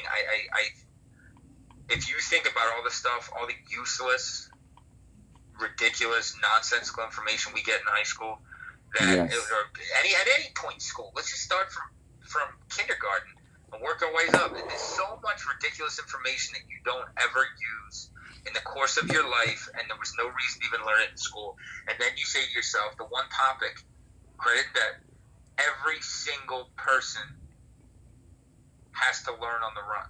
There's no classes. There is no one-stop shop sponsored by any banks. There's nothing. I mean, it is a concerted effort to make people learn on the run. And look, do the probabilities on people that learn on the run. In a lot of cases, it's not a great percentage, right? No, Some but people just make look bad at also decisions. people who come here and become residents of the United States. They don't know how things work. Yeah, but they're a small percentage. You don't even need to go with that niche. I mean, just go with the broad base of human beings in this country. They learn from the guy next to them, right? Yeah, And that's if that well, guy tells them something and that guy doesn't know what to put his shoes on in the morning, that's how their financial literacy starts, because you don't learn anything. Look, I was a finance major, right? Yeah. I didn't learn anything about credit. I learned anything about debt. There's nothing about that. But yet, every single human being in their house, every single day, they have a credit thought or credit issue or a debt issue that they either have a bill they have to pay or they have a credit card that they have to manage. You know what I mean? It's in every single person's life every single day, regardless of your economic or socioeconomic scenario. So it's shocking to me that there's not a class or hasn't been a class. I mean, it looks more intentional and deliberate than it is anything else, right? yes. So I don't understand why, because it's not like it's going to change the interest rates that people are willing to lend at if you educate them on borrowing versus not borrowing, saving versus spending, etc. Right? They're Well, still I gonna think we borrow. should just have a podcast on just doing the numbers, percentages, interest rates, how they work, what interest rate goes into, because you see people, Jay. You remember one of the first podcasts we have, people want to pay $1,500 for a $50,000 car. They're gonna end up paying $40,000 in just interest, but they're gonna be driving around the car that they want. But then they don't make it 2 years. That's why they front load the interest, right? And that's the So thing that they don't understand either, is that they're paying mostly the interest in the first 2 years. Well, if it's a 5-year loan, first year, 2.5 years, it's almost 90% interest. So if you're in a high interest rate, none of that's going to principal, so you don't ever get out of it. And most people just give up on it and they abandon it, which is why default rates on auto loans are so high. And it just is what it is. But yeah, no, look, I mean, we've talked about a lot of this on podcasts. We've dedicated a lot of time to that. But to go back to Curtis's question, I think that would be the greatest idea ever. And I've walked it down as a thought to really assist people with stuff like this. But then you realize, and Gizzy, you know this too, because we joke about this all the time. Yeah. There are so many pundits out there that pump out the biggest bullshit that you could imagine, and they have hundreds of thousands of millions of followers. Correct. And the shit they say is so incorrect. Oh, So well, no matter how much information you give, that is the truth. And the truth isn't ever sexy, right? It's not. well, Jay, the guy is wearing a suit, and he kind of looks like he knows what he's talking about. Because you wear a suit. It's not, look, I'm not here to hate on anybody. I'm just saying, like, the problem is that people go to the internet and credit boards and these areas, not traditional areas, to get that education, right? So some guy presents himself in a marketing fashion, right? Strictly marketing, not ever based on reality, but strictly marketing. Correct. He convinces you that he's an expert on something, which anybody can do with the right level of marketing, right? Correct. So you convince yourself that you're an expert on something, and that individual's hooked. And all that guy's doing is pumping out bad information because he probably can't balance a checkbook himself, right? Correct. And that becomes, 150,000 people are listening to this guy like he's a financial guru. And unfortunately, that's what you work up against. That's what you end up competing with. That's what ends up being the problem. And it's genius if you're a lender, right? It's genius because you have all these different conflicting opinions, 10% of which are true. The other 90% are nonsense, full-blown nonsense, right? Like, just, you can't even rationalize it, right? But somehow this individual's got 1 million followers, and those million people are hooked Yeah. on nonsense. And look, this isn't opinion nonsense, right? This isn't me being like, look, this guy's a moron, right? And because I think he's a moron, I'm just going to shit on his work. No, what he's saying is factually wrong, right? There's a right and wrong. There's not a gray area as much as people want to believe that there's this gray area when it comes to banking and when it comes to lending and when it comes to reporting. It's not that gray. The gray area comes into play in how long it takes us to finish a report, right? That's the gray area. But how accounts attached to the report is very black and white. How you can get them off is very black and white. How a credit card works, how a mortgage works, how debts to income work, how an auto loan dealer approves you for a particular loan and the amount, it's very black and white. It is a fixed formula. Yes. They're not variable, right? It's not a variable number. How you get approved for a certain mortgage and the amount. sales reps, Jay, the sales reps, I mean, we have honest and very good customers who are auto dealerships, and they're good people. But there are also, these auto dealerships that just, they prey. They prey on you. Oh, yeah, of course. But we've gone into this before too, right? Where you're dealing in a situation where, in all fairness and in all due respect, there's absolutely no regulatory requirement to work at a dealership. You can be a finance manager and be fresh out of jail. So, I mean, there's no regulatory requirement to be a finance manager at an auto dealer. There's no background check to my knowledge, and I've checked. So, I mean, not that there's anything wrong with being in jail, but you could have just been a day out of jail probably for a financial crime, and you can run a financial unit over at an auto dealer. So, when there's not a regulatory element that exists in any business, you run that risk, right? That's why the mortgage brokers got hammered after 08, 09 when the market collapsed, because they're the ones that took the brunt of it, because they were treating people the way auto dealers treat, people that come in to buy cars. They were doing the same exact thing. They were sizing them up. They were building out these enormous yield spreads. They were charging them an insane amount of points. They were banging them over the head, and when push came to shove and the people couldn't pay, there was enough people that complained and said the same thing that they got hammered. Right? It was true, though. I mean, they were hitting them for 4 or 5 points. They were building in 2 or 3% on the yield spread strictly by how they looked. It was terrible. So the point I'm trying to make, though, is just that it's not functional, right? And it's not right. So, I mean, if you're going to be in the business of lending money, there needs to be a regulatory element to make sure that it's good faith, right? Correct. I don't know how the car dealership business skirted past that. I really don't. I have no idea. I have absolutely no idea. And that won't ever make sense. That question makes less sense to me than why we don't teach financial literacy in our society. That one won't ever make sense to me, but I have a little bit of an understanding why, because of the general motive, right? We actually had a customer, which the video is coming out next week, that he saved from 11%. I think it was 11%, right, Jay? Yeah, 11 down to 4. 11% interest rate for a vehicle. He refinanced that vehicle loan to 4%. And we've had other people who had 2 vehicles who were paying 15% on each vehicle. Eventually, during the life of that loan, they were going to spend an additional $13,900. At least. At least.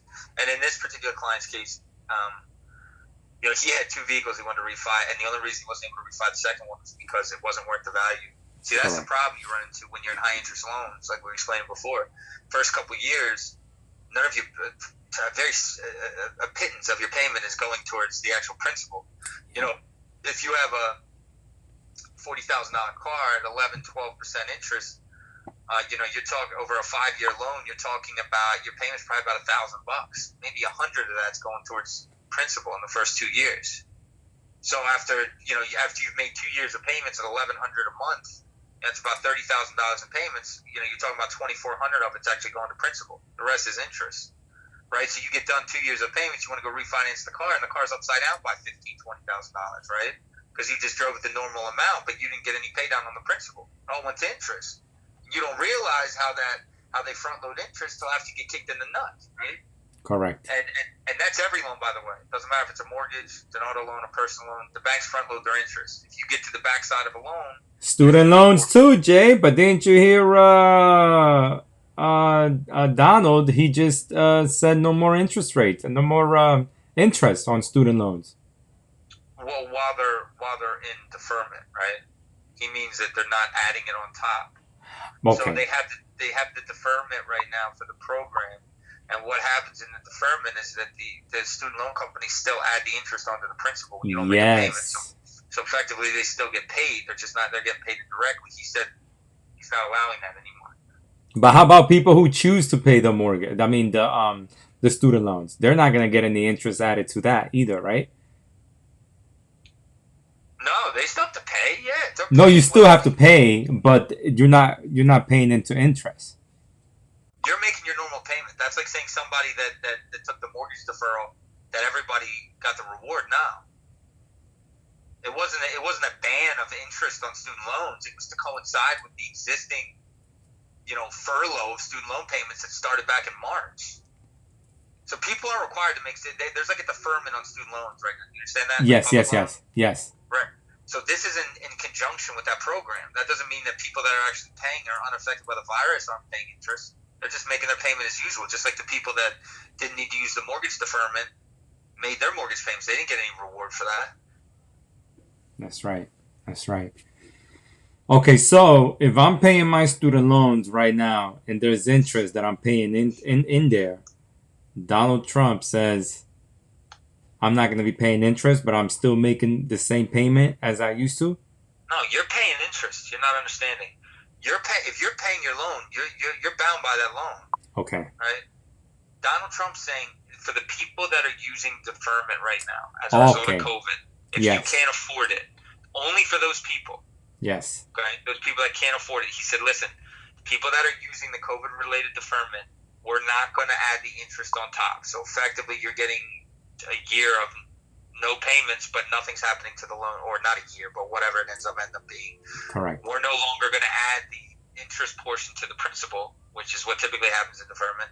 The balance is going to maintain, and we're not going to eat for that interest fee until we decide to take it out of this, whenever that happens to be. Okay. I got a question from Christina David. Christina David is our customer, right? Yeah. Okay. She says, if you have a student loan with an institution and the institution closes before you completed your degree, do you still owe on that loan? ? Can you get the loan wiped out? ? I know that there's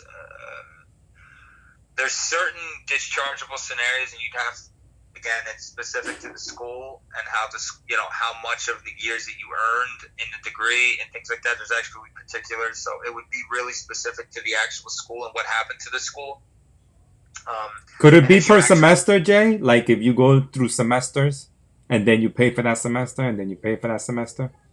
You get me? Well, yeah. So that's what I'm saying. It's really specific. Like for instance, if you earn 2 years of schooling, those 2 years of schooling are transferable, right? So of course you'd have to end up paying for that, right? Like they're not going to admonish you that schooling is transferable to another university. If you earned it and you maintained it, they'll just transfer the credits over to whatever school you go to next, and you pick up where you left off, right?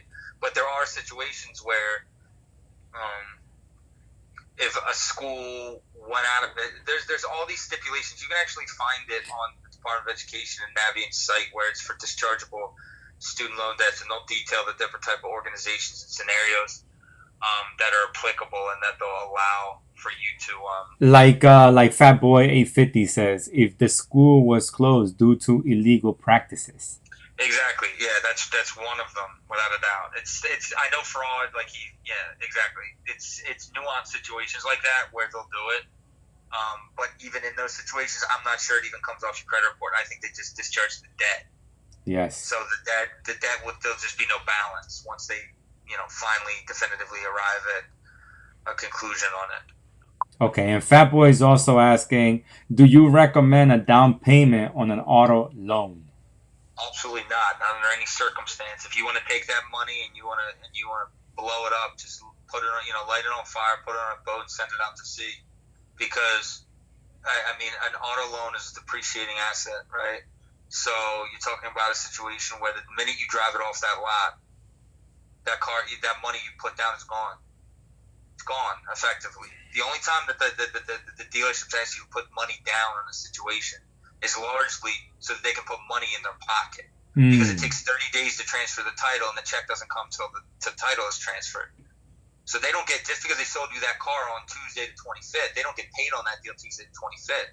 They get paid on that deal the following month on the 25th, 26th, 27th, et cetera, whenever it rolls through, titles transferred, and the lending institution has their security in the deal, then they send the check, right? Yes. So, I mean, anytime that they ask for money down, that is not in your best interest. And like I said before, it's such a wildly depreciating asset depending on the vehicle you buy, even on the brand new factor and the way people work vehicles down, it would be insane to do that. And again, look, some people are self-destructive and they like doing that stuff, you know. Just They love that stuff, yeah. Yeah, I'm not one of those people. So, and if you know, I can assure you though that if you put money down, it's gone. I mean, even if it's like obviously, if it's like a collector's edition, like a Porsche or something, a Ferrari, something like that, right, that holds its value. But 99.9% of the other vehicles out there, you know, you put money down on it in the next couple of years, that money's gone. Because it just immediately loses value. And that value that it loses is the money off the top. And that money on the top is the money you put down. So there's a reason that banks finance up to 110% of the value of the vehicle, right? Yes. And no more than that. So just keep that in mind. But no, I would definitely not advise that if you can avoid it. And look, lenders aren't expecting you to put money down, right? You call them up. The lenders we put clients through, they get approved for a certain amount, 40, 45, 50 grand, whatever, 30 grand. They take that approval, and there's no money needed down. There's no stipulation there. So you got to put 10, 15, 25%, whatever it is. No stipulation there. That's the amount they approved you for to borrow. Yes. I mean, when they're not asking you for that, they're approving you for what you can sustain, or at least they deem financially you can sustain. They're not asking you to put any money down. So the people that typically ask for the people that dealerships because of running games. Well, right now, you told me you had what you say? What car? A 2-door? What car you have? You said, Jay? Me? Yeah. I got a Maserati. Okay, the Maserati. So Curtis Davis just says the salesman makes the car purchase an emotional decision, not a well thought out financing decision. So when you know all the customers that we come through, and I know you've gotten loans. How do you know that this thing is getting emotional? Like, how you know that this guy is trying to be slick, being all emotional to you? On the dealership side? On the dealership side, yeah. Yeah, see, I mean, you're talking about me, like, as a consumer, or me helping clients? Like, which you one? helping clients in which you see, like, this guy, like, are you serious right now? Like, you're doing an emotional thing to the customer. Yeah, see, but I program the clients before they even walk in, right? Like, I'm very clear about, we do it on the intake call, we do it throughout communication. I say, let me know when you're getting ready for the car, we'll get you approved before you even go in. So I extract that situation because I've gotten in far too many screaming matches with dealerships, salesmen, rooms of people in relation to this because I can't, I have no tolerance for it, right? Okay. It's the most scumbaggery, and this isn't all dealerships, please understand that, there are good ones, but Correct. a very strong amount of them play games like this, and to me it's ridiculous, right? Me as a human being, like, that's why I was asking you, man, as a consumer, for me, I literally don't even go into the dealerships. Like, I'll call and be like, listen, here's a car I want to trade in, here's the car that I want, tell me what you're going to give me on the trade-in before I even come in and waste my time, right? They'll tell you. They'll be like, well, look, we got to see the car, but here's what we're looking at. We ran the VIN on the car that you have, and this is what we're willing to give. You can do all that bullshit before you even come in. So you don't have to sit there for 3 hours and play these games, right, that they try to play even when you come in with the money, where they try and sweat you out and do whatever they can and smoke you out. You can do it all in advance. Even with the approval in your hand, you can say, listen, you know, look, I just want to come pick the car up. I had my wife's car shipped here. I didn't even show up in the dealership. I did it all over the phone. Wow. So, I mean, if you can really work, if you know how it works, you can really just work it to your advantage if you know how the situation works. And you can get, that's what I'm saying. I said this on the last podcast. I said it on all of them. John is dealership's worst nightmare. No, exactly. I'm their worst nightmare. But generally speaking, knowledge is power, right? And you can really leverage that knowledge in all these instances to where you can really kind of, I don't want to say you can control it, but you can put yourself in a position that you're comfortable with, right? Not they're comfortable with, that you're comfortable with. Yes. If you know how to cut out, if you follow the money and you know how to control the money in that situation, right? And by you getting your approval and by you knowing how they're going to value your trade-in without you even going in, then you take out the question marks of having to show up and put up with the BS. And you call around, man. They'll all do the same thing, and they will do that because these salesmen, they're like, I mean, they're like slobbering dogs, man. I mean, you throw anything at them and they'll jump for it. So it's very real that they'll go through the same scenario. Like, look, I don't want to waste my time coming in if you're not going to give me what I want. And as far as the trade-in's concerned, what are you looking at? And they'll say you got to come in at some point because they got to see it, but they'll give you an idea of what they're willing to range you on the vehicle, right? Because they can pull the VIN and see all the specs on it, and you can save your time going in there. And it's just a long, unnecessary process in 2020 that doesn't need to happen. Just so overwhelmed with games, and I don't.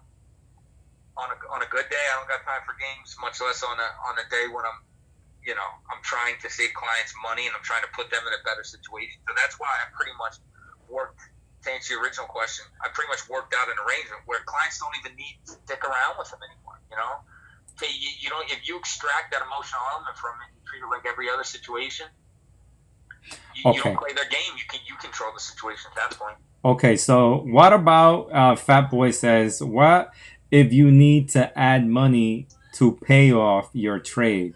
Like the dealership offered you $4K and the remainder of my loan is $5K. Right. So what they typically would do is roll that over into the new loan. It's a negative amortization rollover. And that's not uncommon. Okay. So effectively what happens is they'll just lower the sales price $1,000, or they'll figure out a way to wash it out. They'll mark down the price, or they'll inflate the price. They know how to work the numbers funny. They do funny money over there to the 10th degree, right, when they submit it to the lender. So normally speaking, you don't come out of pocket. So for instance, if you're trading in a Jeep and they gave you $4,000 on the Jeep trade-in and you owe $5,000, they'll take that $1,000 and tack it on to the new Jeep you're buying for $30,000, and it'll become $31,000, right? Yes. And effectively, they'll knock down something else to squeeze in that $1,000 and make the deal get done.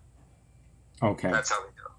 Okay. But normally it's not just $1,000. They'll normally just give you the trade-in, even up in a lot of cases for that. Normally it's a lot more than that. I've seen people roll in $5,000, $10,000, seen $12,000 rolled over in negative AM before on car loans. So it can be done. I mean, without having to come out of pocket.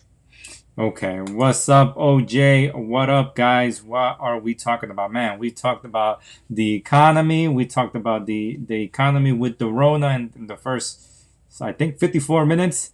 What's happening? Real estate investing. What is it? New York City. Buying. What do you call those houses? Lower income. Lower income and where was that thing?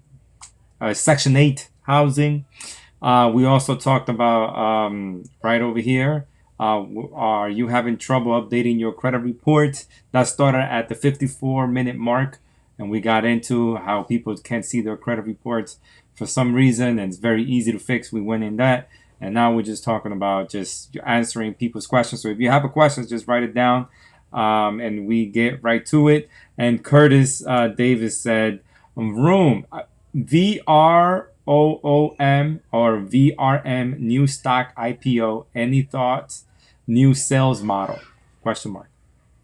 Yeah, and they also had a really bad quarter a week ago. So based upon their inventory and the lack of sales and stuff. So I watched his whole sales pitch, the CEO. I listened to him after the earnings call and everything like that. I don't like any of the auto stocks. I got to be honest with you. I just because I don't like the business model.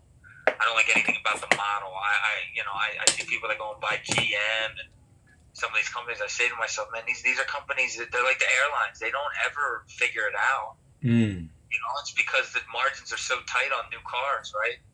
And, they're the ones making the cars. Now, obviously, GM's making a car for them as a seller. It's like Carvana, right? They're selling cars, so it's a little bit different business model. I'm not big on anything auto related.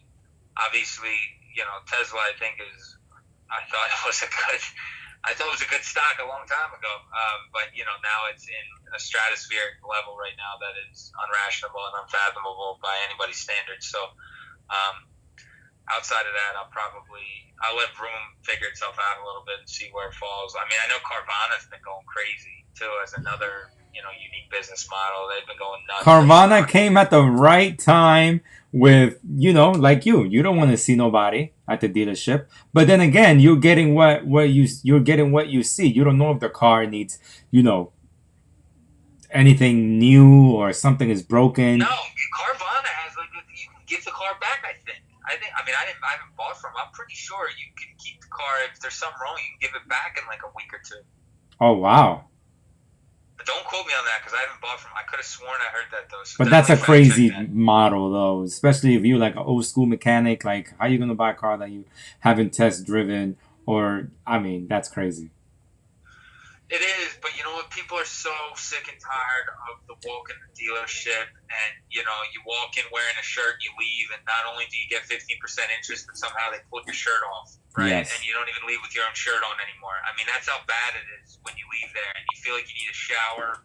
It just sucks, man. It's a shitty experience. Nobody likes it. It soaks up all your day. Most people that don't understand leave there. And they leave happy because they got a new car, and then like 72 hours later, they're like, "Shit, my rate's 18%. My payment's $1,200. What the fuck am I doing?" Right? And then that's when they call us. So that's why I'm like, I've had enough of that to the point where I'm like, I'm not gonna let people make that mistake. At least if they're one of our clients, and we're just gonna get them in the right position in the first place, so that they don't have to turn around through 72 hours later and do the walk of shame, right? So Yes. I'm just. Everybody knows how I feel in dealerships. So, again, there are good ones and a lot of good ones are clients of ours. So I don't want to. I know I keep putting this disclaimer out, but I do it because it's important to do. But there are a lot of examples where the stuff that we talk about happens a lot, and it's really predatory and it's really at the expense of consumers, and it's just not right. And who knows, the one way we can help protect clients is just by positioning them properly so they don't have to play the game and subject themselves or expose themselves to the bullshit. Okay.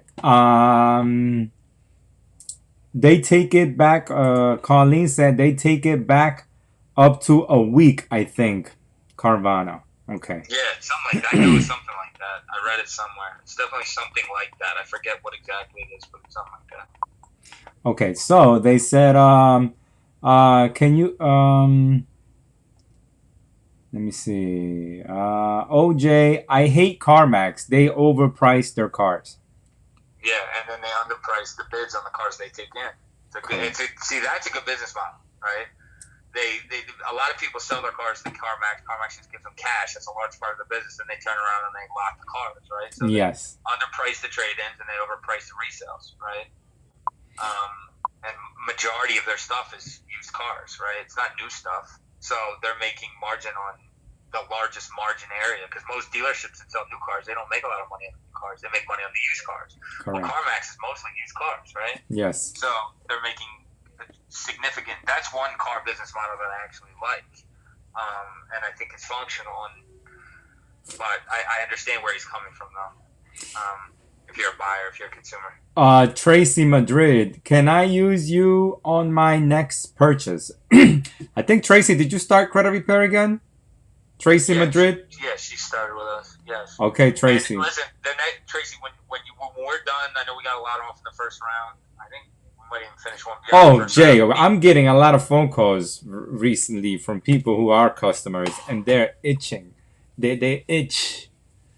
When can I do this? When can I do that? I'm like, yo, chill.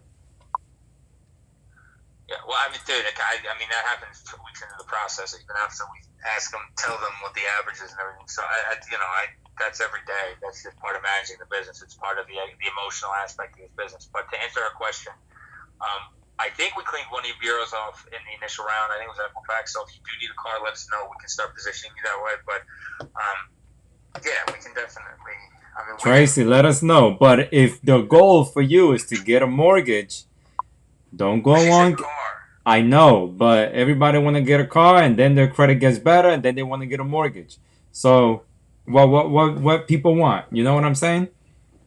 What you gotta figure what you want. Either you want to drive in style, or you want to wait a little bit. You want to get your little hoopty at first, and then fix your credit, and then be able to position yourself to get a mortgage. Yeah, definitely. If you're getting a mortgage, don't get a car first. Correct. I think Tracy. I think she's in the military. It's an absolute emergency. Yeah, I think Tracy, if I'm wrong, I know that you go from place to place, but let us know. But you really got to think about what you're going to do if you're going to get a hoopty for the meantime. And then, and you know what? You could buy yourself a nice Toyota 10 years ago and you still drive around and still save money. Paula Jones says, what's up, Paula Jones? Paula Jones, I think she's from California, right? Paula Perrin Jones, right? I think that's her. Yeah. What's good, Paula? What you doing in California? All right, so we got OJ. What's the best credit union to get an auto loan from?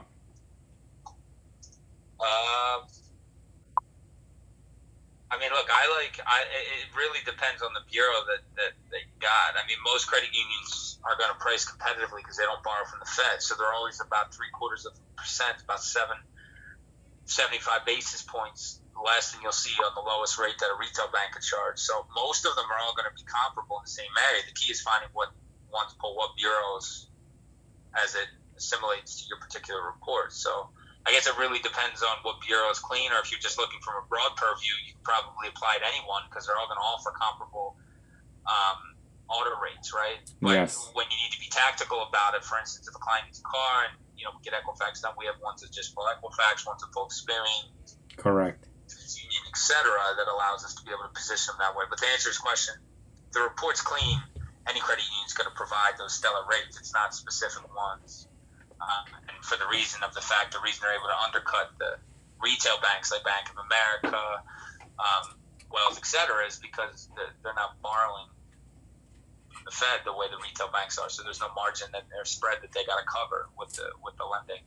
That's why you see it a little bit cheaper, about 75 basis points. Some cases a whole 100 basis points. You'll see it different. But obviously, in a banking capacity, it doesn't seem like that much, but from a consumer capacity, it's significant, right? It can save you a lot of interest on the loan. You heard that, OJ? Okay, now we got Colleen. I paid cash money for my used car. I only took out a loan so I could have that it show that I paid the loan off in full in a few months. How's that idea, Jay? So it could show up on your credit report, but then you pay it off and then pay it off faster, but then your credit score goes down 20 points after. It's not. Check this out, Colin. I understand people's thought. In Correct. theory, you take it out, you pay it a couple months, you pay it off. It looks like you have cash. Looks like you didn't need it. The problem is that as fundamentally sound as that may appear, doesn't correlate to the report. So all you've done now is taken out a big loan and showed a small amount of pay history on that loan, and it's not giving you any age or any leverage as far as the broader report is concerned.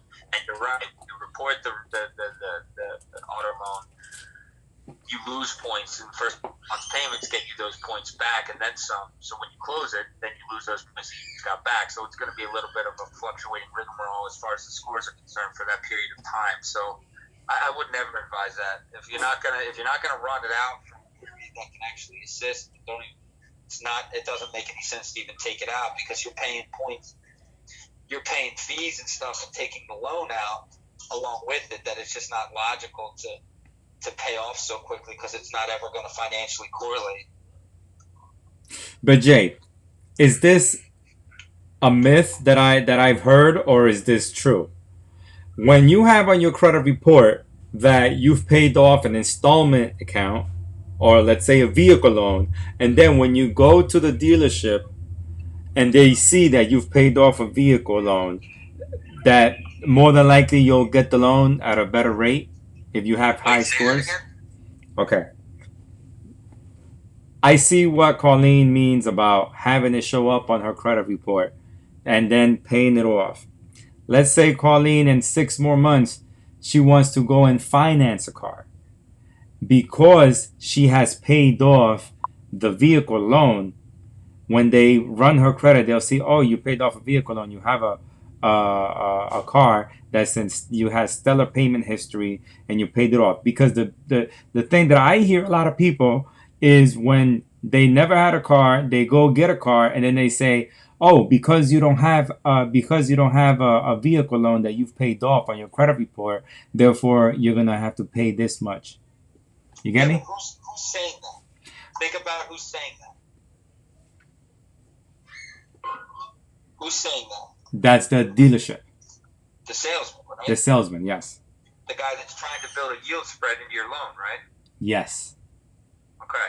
Well, there you go. Okay. There's nothing you can walk into a dealership and believe, man. I'm telling you, it's not an opinion, it's a fact. They're all nonsense. If you go in knowing that's all bullshit, 90% of it's predicated on nonsense, then you know that in a lot of cases it's not true. But in this particular instance, when you're not giving it enough time to actually show the pay history that you're looking to get, it's not going to naturally correlate, right? If you're a 22-year-old kid and you take out a $20,000 auto loan, you pay it off 3 months later, that doesn't mean they're going to want to turn around and give you $30,000 next time, right? Yes. That doesn't mean it's giving you as much history as you probably could utilize if you keep it open for even another year. It's all about the age, and really depending upon the depth of the file itself, the other aspects of the file can play into that too, right? And I don't know what the other aspects of her particular file are, but you're asking me a broad question, and the main question is whether I think it's a good idea to do that. I don't think it is, Okay. for a multitude of reasons. So there you go, paying a car cash and taking out a loan so that it could report onto your credit report. You don't have to do that. That's another myth. That's another myth, Jay. I haven't heard that one. I hear that a lot. I hear that a lot.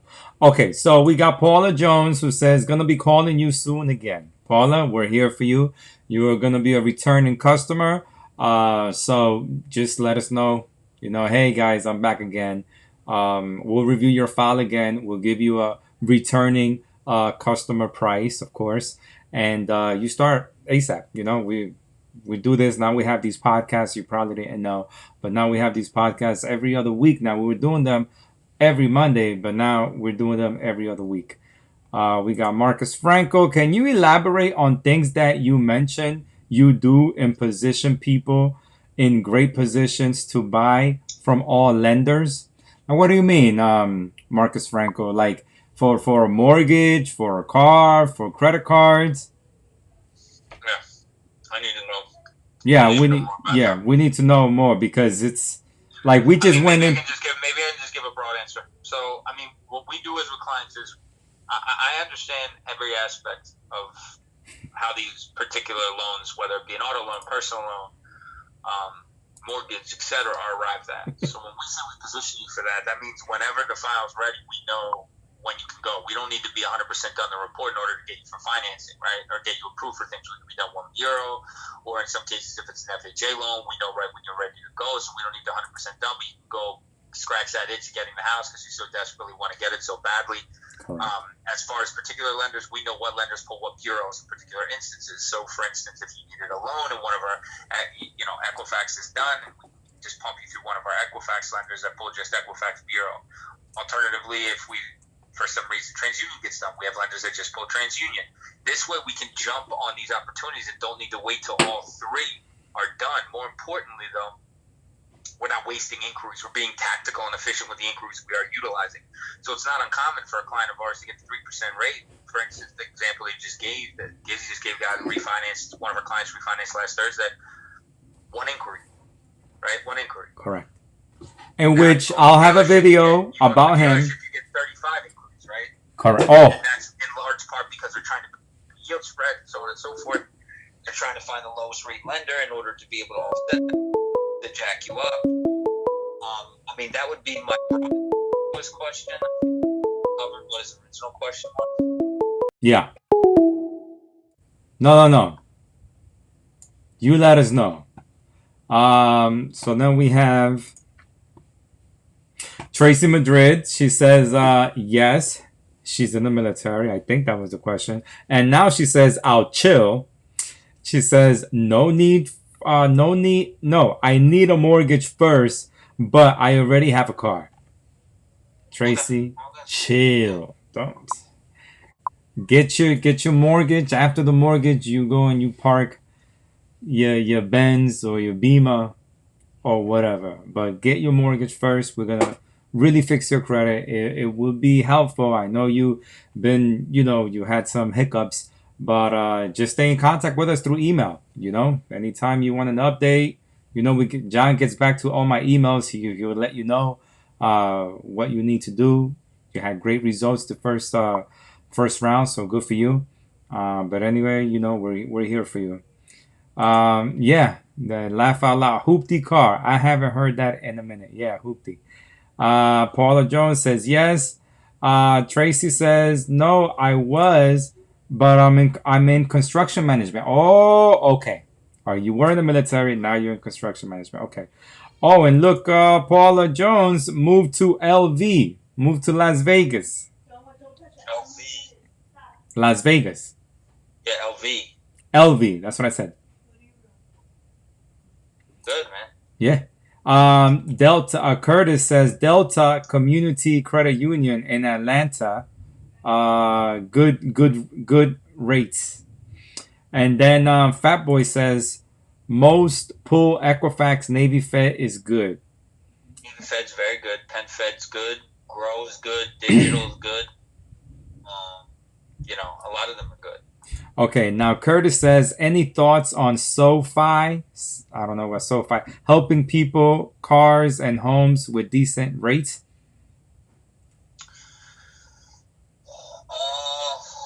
I mean, if you back it into the history of those types of lenders like Prosper and Lending Club, you realize that most of the rates are high, and SoFi is high, but I think they do it a little differently.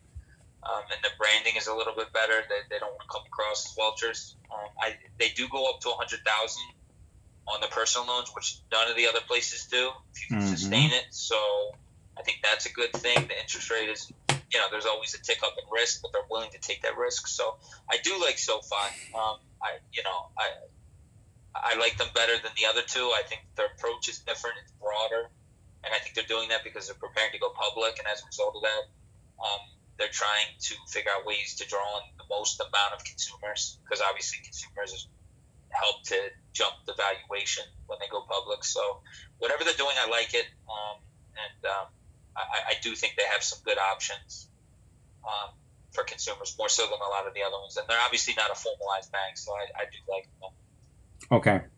And then we have our weekly listener, Freddie Anguiano in California, who says, what up, fellas? Hey, John, I hope I didn't upset you today. Freddie, you couldn't upset me. You couldn't upset me. You couldn't upset me. You're a client, and I appreciate you, Freddie. Sometimes I understand where you're coming from, and I know how badly that you want to get into this house. Yes. What do you say? What do you say to a customer like this who says, "Just trying to get this house ASAP. I guess the pressure is getting to me." How do we say you're gonna get there? Because at this time, it's all about. I say that, but you gotta understand something. And look, Freddie's a really good guy. So this is just this comes from a good place. But some people just get so dialed into it. I mean, Freddie started a couple of disputes ago, so this hasn't been like a long languishing situation. Correct. We're trying to get him into a house. He's a client of ours. And we're working our balls off to get him there, but he just wants it yesterday, and he wants it so bad he can taste it. So every day it's on the front of his brain, and I get it, and I know it, and I understand it.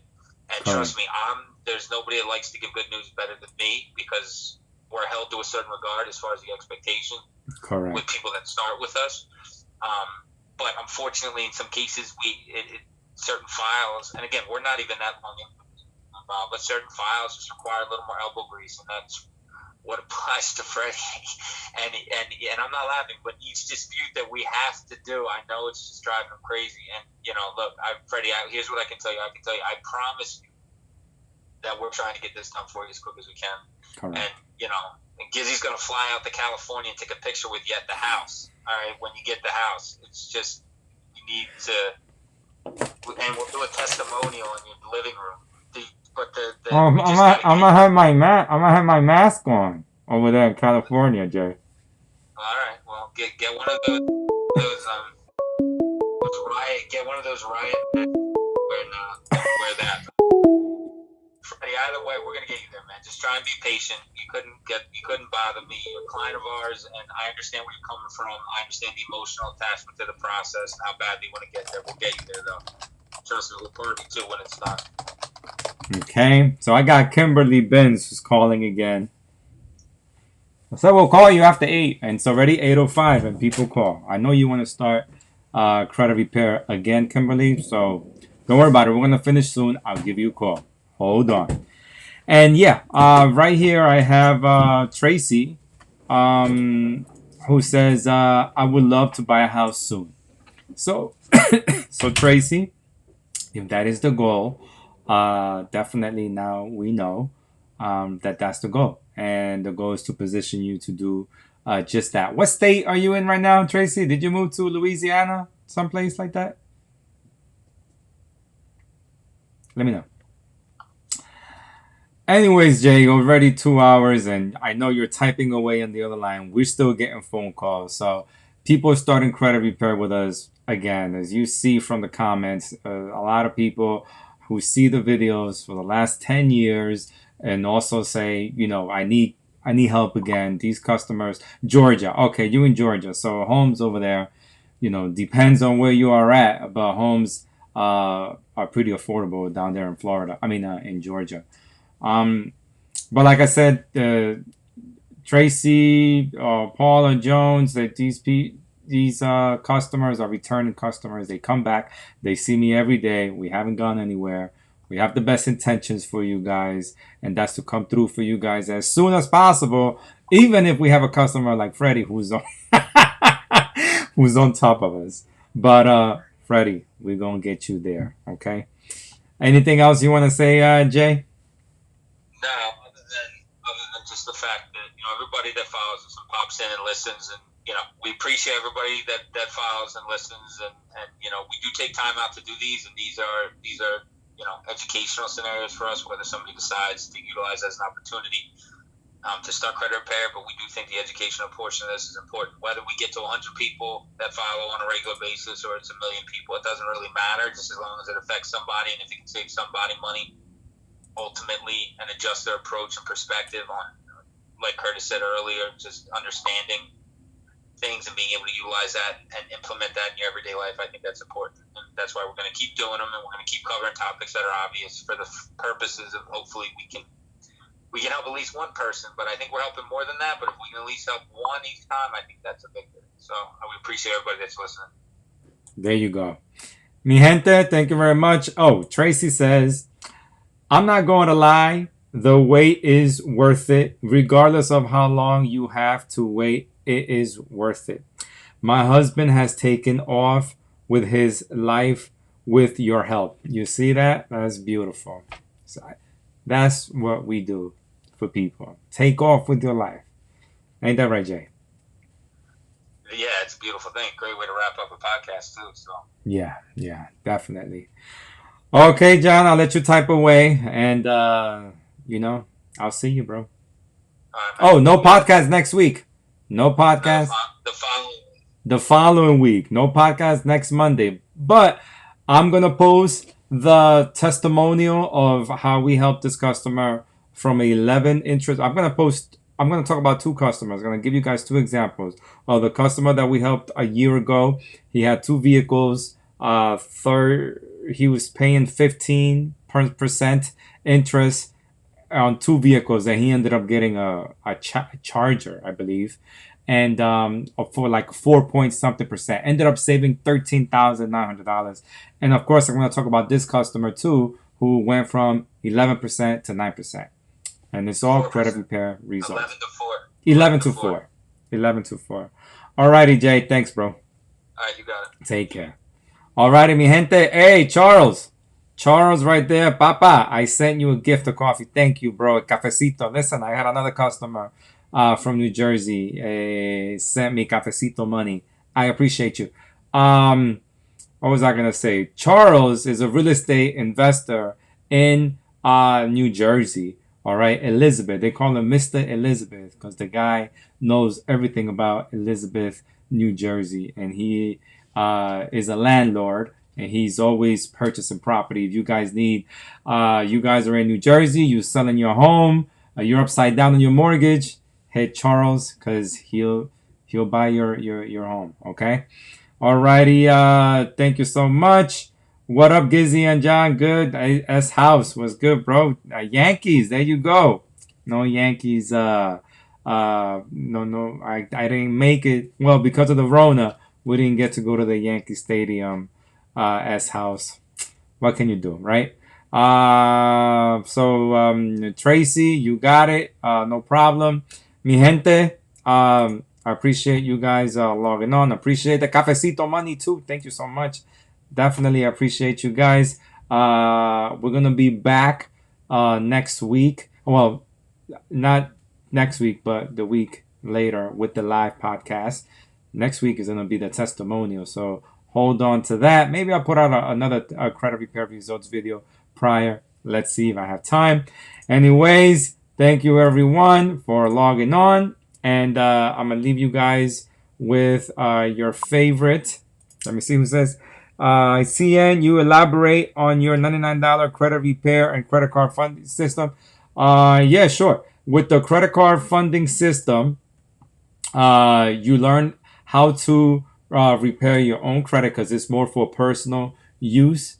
Other people have purchased it and then they've helped some other people, but it's more for personal use because you also get to be part of the website's online forum if you have any questions for it. But basically, with the $99 do-it-yourself credit repair system, you learn how to dispute by mail. Okay, and it's not for inquiries, and you don't learn how to dispute online. Only with the professional do-it-yourself credit repair system, and that costs $2,000. You learn how to dispute online by mail, and it also comes with the inquiry removal template. Okay, you're still gonna get aggressive results with the $99 system. I mean, that system sells every day. We've sold over probably 4,500 systems for like the last 4 years that it's been out. All right. The $99 do-it-yourself credit card funding system. Basically, you learn where to go to get high limit credit cards, or if you want to go and get a vehicle loan there too, you go and we give you Equifax Experian Transunion lenders, and basically if your Experian credit report is clean, you can go and to a bank that we recommend inside of the system that tells you, listen, this bank runs Experian. This is what they're going to go by. Your Experian credit report is 730, 740 credit score. And then also gives you the equation that you need to understand prior to going in so that you could eventually get a high limit credit card. But it's in detail, and it's what do you call it? It's like dummy proof too. It's like it's an easy read. It's only about 32 pages. You could probably read it in like coffee time or tea time before you go to bed for about an hour and a half, and you could run through it and get education. And the reason why we came out with the $99 do-it-yourself credit card funding system is because a lot of people are charging 15%, 20%, even 25% in order for them to get you like a $15,000, $10,000 credit card. With the $99 system, you're paying $99 and you get to learn and no back end fee. All right. So if you want info on that, definitely let you know on that. OJ is in Cali, baby. Shout out to you in Cali. Listen, California is not an easy place to live. You guys are getting blackouts. Okay, you guys, no water running. If they catch you in a party, they're gonna shut off your water. Cali is out of this world. Okay. Anyways, Charles, if you need more info, you already know. We Facebook friends for a long time. So you let me know. Anyways, mi gente, our last video was right over here, and we came through for this customer. Helped them get a home, and also helped them with the refinance from 4-point-something% to a 3% interest rate. So that's what's up. Anyways, thank you very much, everyone who's still here. This is the thumbnail. And bendiciones to all. And we leave off with our famous whatchamacallit. Thanks, broski. You got it, bro. our famous video. Oh no, musiquita. Everybody's waiting for the musiquita. Gizzy, gizzy. Don't get scammed. What you need is just a